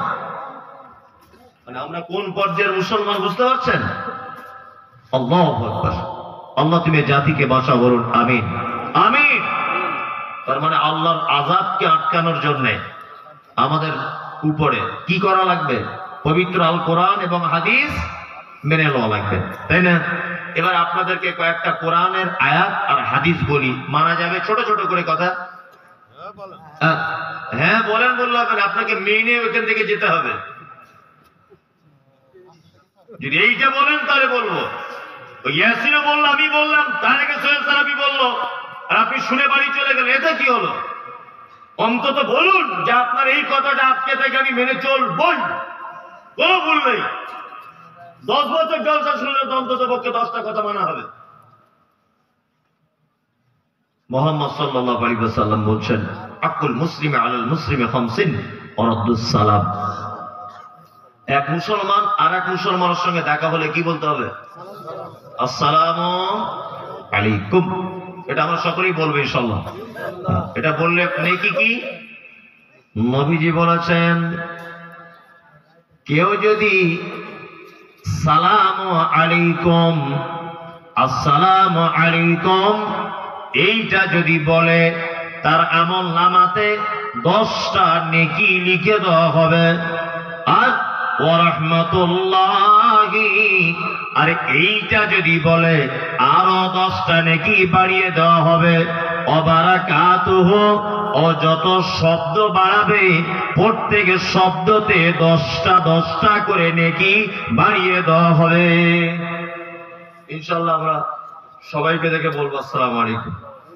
ইনশাআল্লাহ সবাইকে বলা যাবে, বউকে সালাম দেওয়া যাবে না। দেওয়া যাবে? কেউ দেয়? দেন? আলহামদুলিল্লাহ। অনেকদিন বলে আমার লজ্জা লাগে, বলি যে যা তা কথা বলছে, তাই না? লজ্জার ব্যাপার বলে অনেকজন। একটা পর্যন্ত আমি চালাতে পারবো না। না না বললে 2টা পর্যন্ত বলবো। 2 ঘন্টা 12:30 পর্যন্ত বলবো। হ্যাঁ তাহলে আবার কি? তাহলে আগে বললে আমি উঠতামই না ঘর পালাতে। আমি মানুষ না, এটা আমার ইঞ্জিন। মানুষ সারা রাত বসে থাকবে, ওরা তো এমনি বসে আছে, আমি বসে থাকি, চলে এসে বলুক। তাহলে আমার তো একটা ইঞ্জিন, এটা। হ্যাঁ 12:30 হবে আবার কি? হ্যাঁ রাইট, একটু নরম করে বলুন, অত কড়া করে বলছেন কেন? না বাস্তবে না না, ওই কথাটা আপনি একটু মিষ্টি করে বলুন, কোনো সমস্যা নেই। হ্যাঁ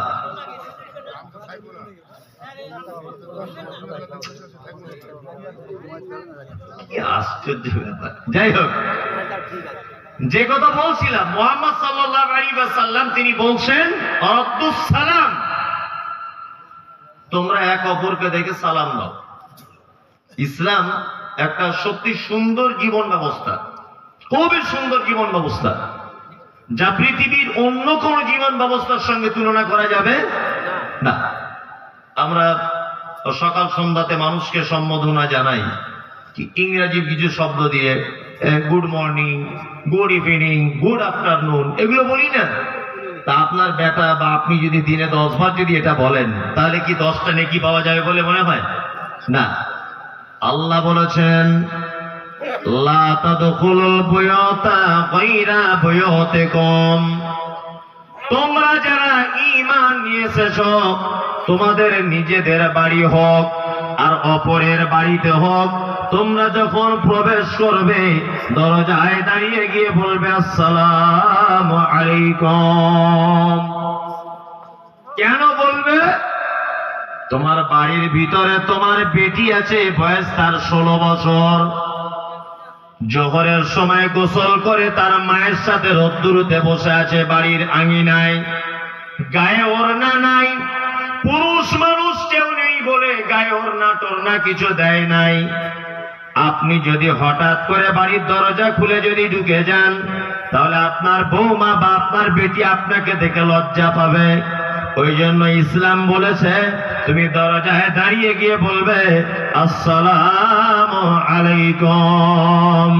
আয়েশার মা, সাফিনার মা, খাদিজার মা, আমি বাড়ি এসেছি, দরজাটা তুমি খুলে দাও। তোমার বেটি তোমার সালামের জবাব দিয়ে দৌড়িয়ে চলে যাবে ঘরের ভিতরে, দৌড়িয়ে চলে যাবে। তুমি যদি সালাম না দিয়ে হঠাৎ করে যাও, লজ্জা পাবে কি পাবে না? পাবে। 2টা টাইম আছে, আপনার নিজের ঘরে আপনি ঢুকতে পাবেন না। তিনটা টাইম, দুটা টাইম এটা বলে দিই। এক, জোহরের নামাজের পর আপনার আব্বা মা যে ঘরে শুয়ে থাকে ওই ঘরে আপনি ঢুকতে পারবেন না। কি বললাম বুঝলেন?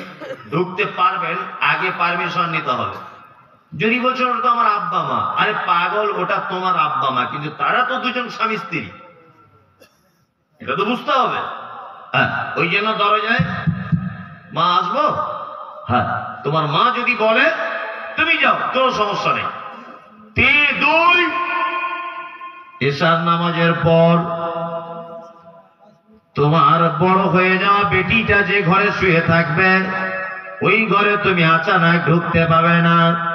হঠাৎ যদি তুমি ঢুকে যাও, সে কেমন অবস্থায় আছে না আছে, তার কাপড় কেমন অবস্থায় আছে এটা তো তোমার জানা নেই। আপনাকে দেখে লজ্জা পাবে আপনার বেটি।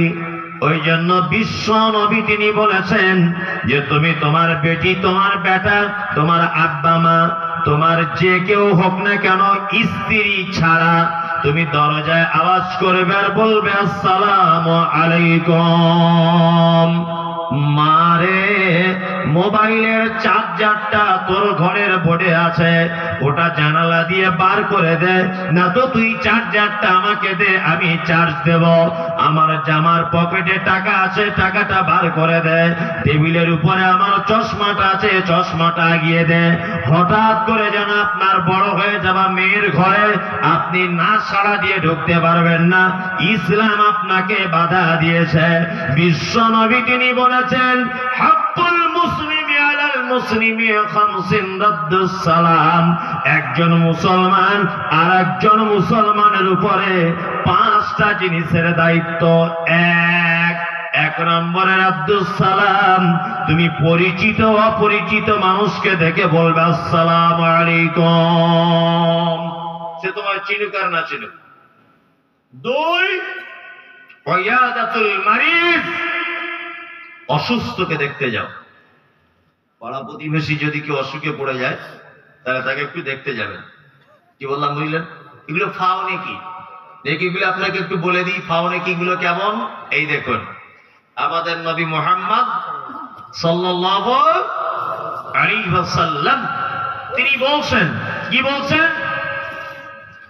কোন মানুষ যদি সন্ধ্যাবেলাতে একটা রোগীকে যদি দেখতে যায়, রোগী তার বাড়িতে থাকবে, আর এই মাগরিবের নামাজের পরে রোগীর বাড়িতে যাবে, রোগীর মাথায় হাত দিয়ে বলবে লা বাসা তাহুরুন ইনশাআল্লাহ।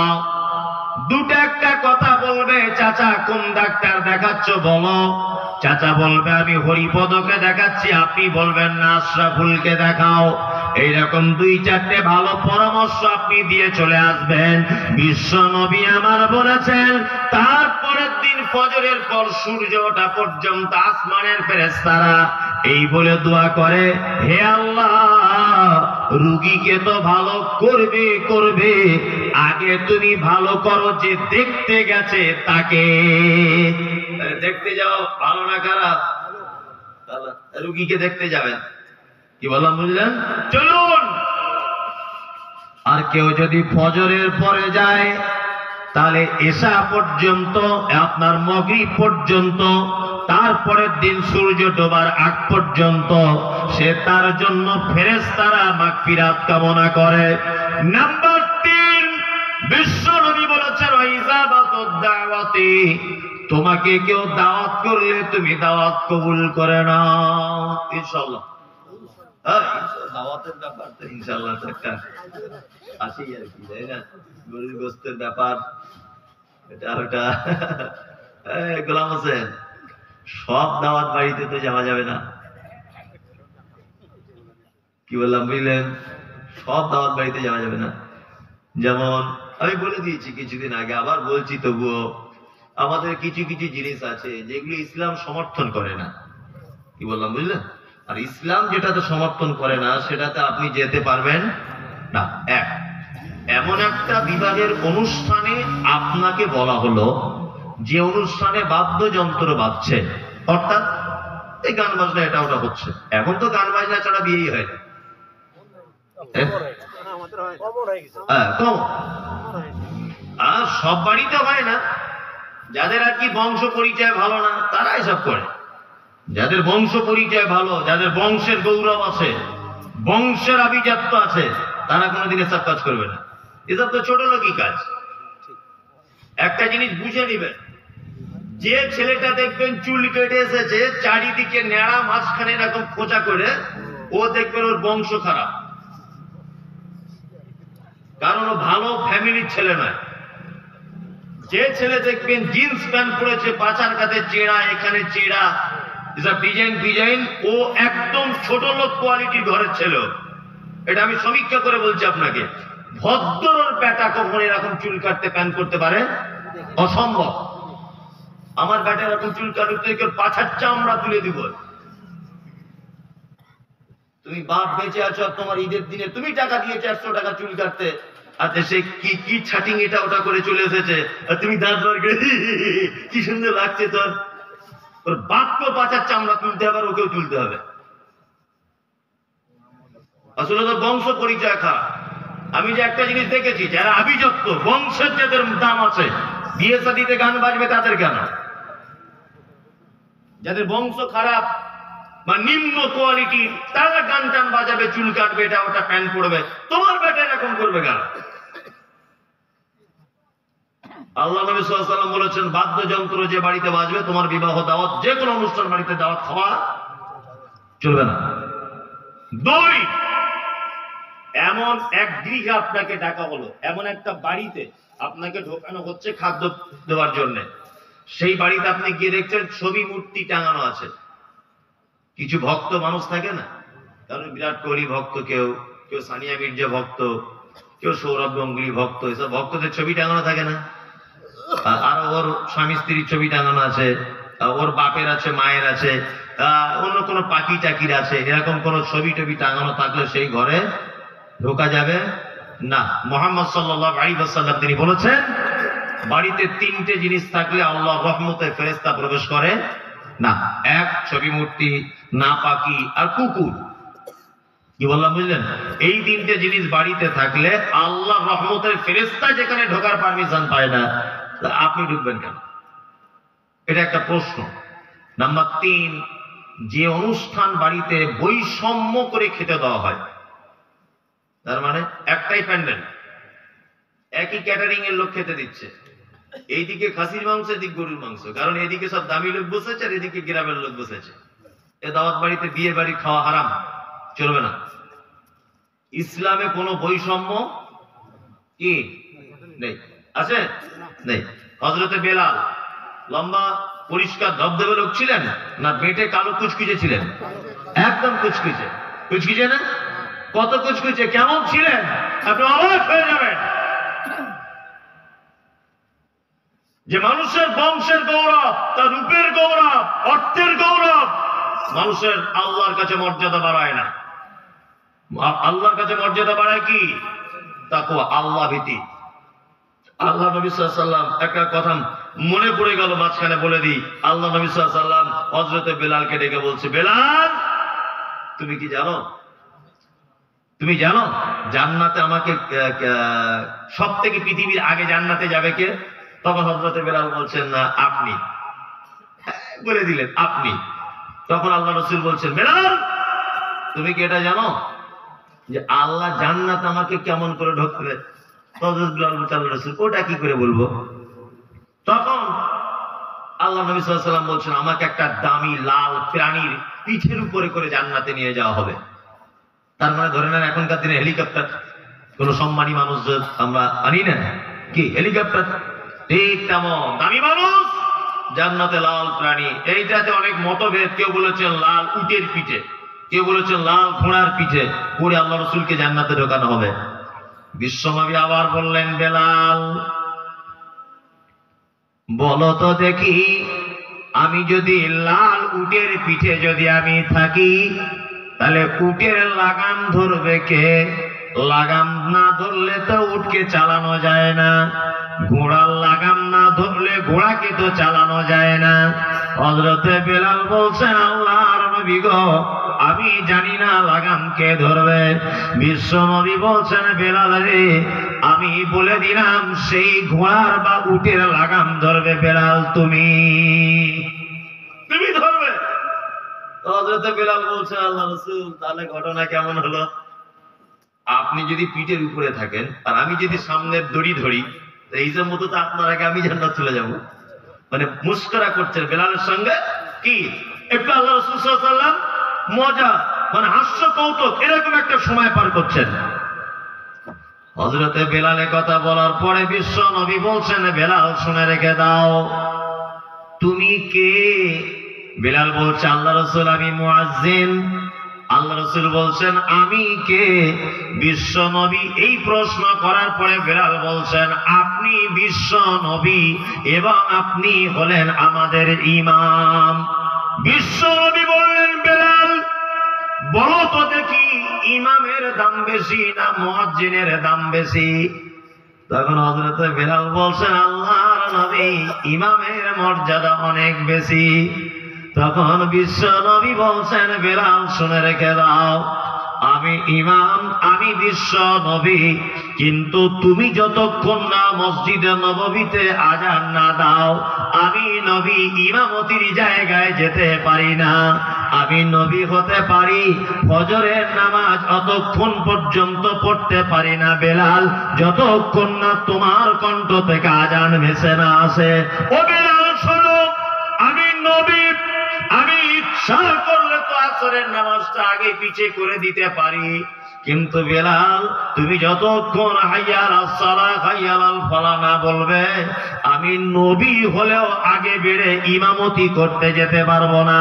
তার মানে বোঝা যায়, বেলাল তুমি আজানের দিক দিকে যেমন আগিয়ে আসো, আমি ইমামের দিক দিয়ে তোমার আগিয়ে দাঁড়াই।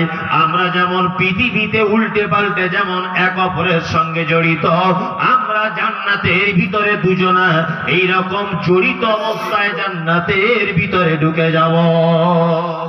কালো কুচকুচে লোক, দেখতে খুব খারাপ, আসাদুল গোরাব, কালো কাক।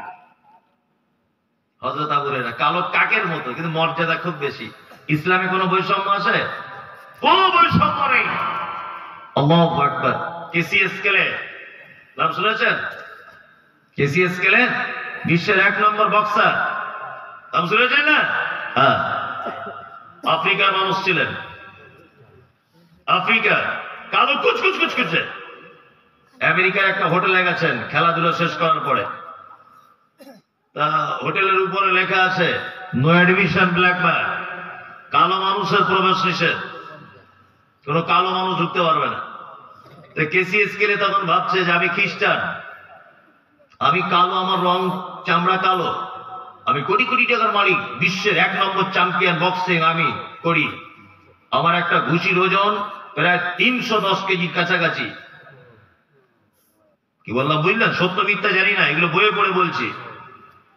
তা আমি এত দামি লোক, আর আমাকে এই হোটেলে ঢুকতে দেবে না, ই আবার কেমন ধর্ম?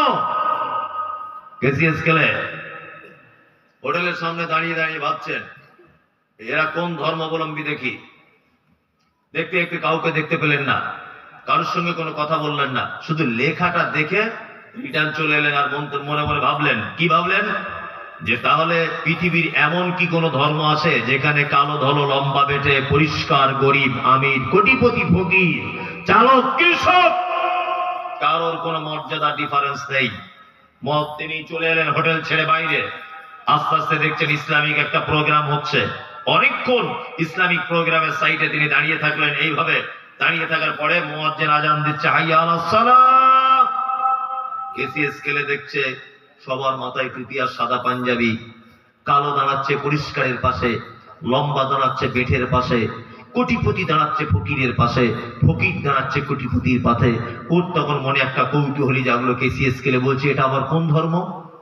আগে কোনোদিন তো দেখিনি, আগে কোনোদিন দেখিনি।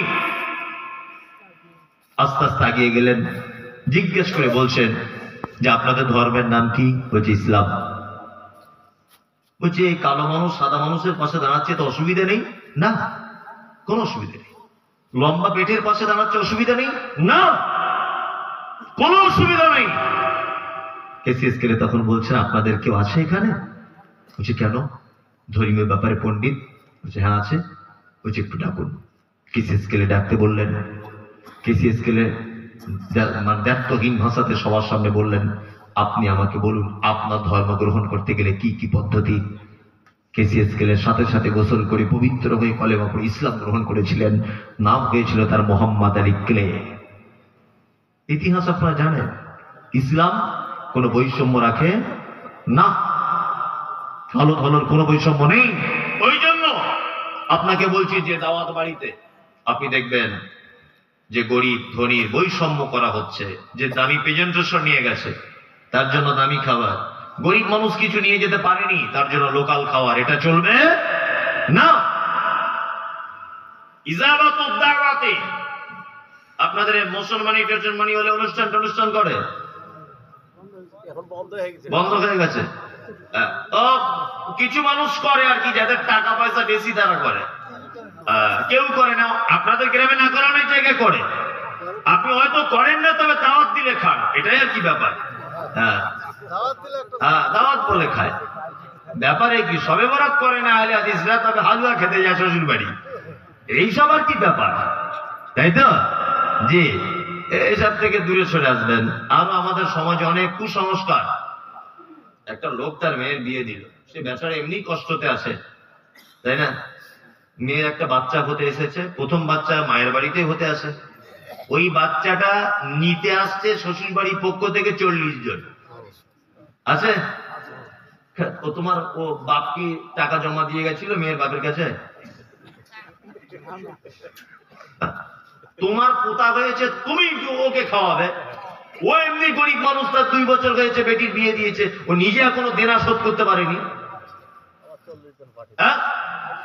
আবার 1 বছর পরে মেয়ের পেটে বাচ্চা চলে এসেছে, আলহামদুলিল্লাহ, ওটা বাচ্চা এসেছে ভালো। প্রথম বাচ্চা মায়ের বাড়িতেই হতে আসে, এটাও ভালো। তারপরে আবার ঢং করে ফোন করে বলছে আমার লোক কুটুম বেশি, 40 জন যাবে। কাঁচা কুঞ্চি করে দেওয়া হয় ওকে, বদমাইশ কথা করে। তোমার পোতার একেবারে গুণ যে 40 জন নিতে আসতে হবে। শুধু এই নয়, আরো অনেক কিছু কুসংস্কার। একটা মেয়ের বিয়ে হবে, দিন রেডি করতে যাচ্ছে, দিন, ওটা কি বলে আপনাদের? লগন। লোকজন যায় না, গিয়ে জন্মের খাওয়া খেয়ে আসছে। অথচ মুহাম্মদ সাল্লাল্লাহু আলাইহি ওয়াসাল্লাম বলেছেন পৃথিবীর নিকৃষ্ট খাদ্য এই খাদ্য, যে কবুল বলার ইজাব বলার আগে যে খাদ্য ভক্ষণ করা হয়, এটা নিকৃষ্ট খাদ্য। এখনো কবুল বলা হয়নি, কিছু বলা হয়নি, আর তার আগে 17 বার গিয়ে খাওয়া আসা হয়ে গেছে মেয়ের বাড়ি থেকে। বলছে সব বড় জামাইয়ের ভাইয়ের দেখা হয়নি, মানে খাবে জনমের খাওয়া, জীবনে খায় নাই আর কি। ঠিক ঠিক, লজ্জা শরম তো থাকে, তাও নেই। আল্লাহ আর কি বলবো, সবই তো ভেজাল, তাই না? মেয়ের বাপও যেমন, এখন ছেলের বাপও তেমন। ওই জন্য ঘটনা এরকম হয়ে গেছে। কারণ মেয়ের বাপ হয়তো তাকে বলছি, সেও যখন তার ছেলের ব্যাপারে এরকম করে, কেউ ঠিক নয়। আল্লাহ তুমি আমাদের জাতিকে বাঁচাও, আমিন। নাম্বার 4, আল্লাহ নবী সাল্লাল্লাহু আলাইহি ওয়াসাল্লাম তিনি বলেছেন ওয়া ইজাবাতুদ দাওয়াতি ওয়া ইত্তিবাউজ জানাইজ, কেউ মারা গেলে তার জানাজার সালাত আদায় করতে যাও। ইনশাআল্লাহ যাব। গেলে একটা উহুদ পাহাড়ের সমান নাকি মাটি দিলে, আর শুধু জানাজা পড়ে যদি চলে আসেন একটা উহুদ পাহাড়, দুটোই যদি করেন 2টো উহুদ পাহাড়। কি বললাম বুঝলেন? নাম্বার 5 তাশমিতুল আতিশ, আল্লাহ নবী সাল্লাল্লাহু আলাইহি ওয়াসাল্লাম তিনি বলছেন যে হাঁচি হলে কি বলে আলহামদুলিল্লাহ, ওটা যে শুনবে, ইয়ারহামুকাল্লাহ যে শুনবে, ইয়াহদিকুমুল্লাহ ওয়া আসলিহু বালাকুম, 3 পর্যায়ের উত্তর আপনাকে দিতে হবে। এগুলো ছোটখাটো আমল বললাম, ইনশাআল্লাহ করা যাবে। হ্যাঁ, আরো কিছু ছোট আমল বলে দেবো যেগুলো খুব সহজে করতে পারবেন।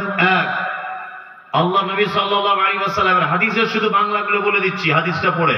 আল্লাহ নবী বলছেন আলহামদুলিল্লাহ তামলা আল মিজান, কিয়ামতের দিনে মিজানের পাল্লাতে নেকি ওজন করা হবে।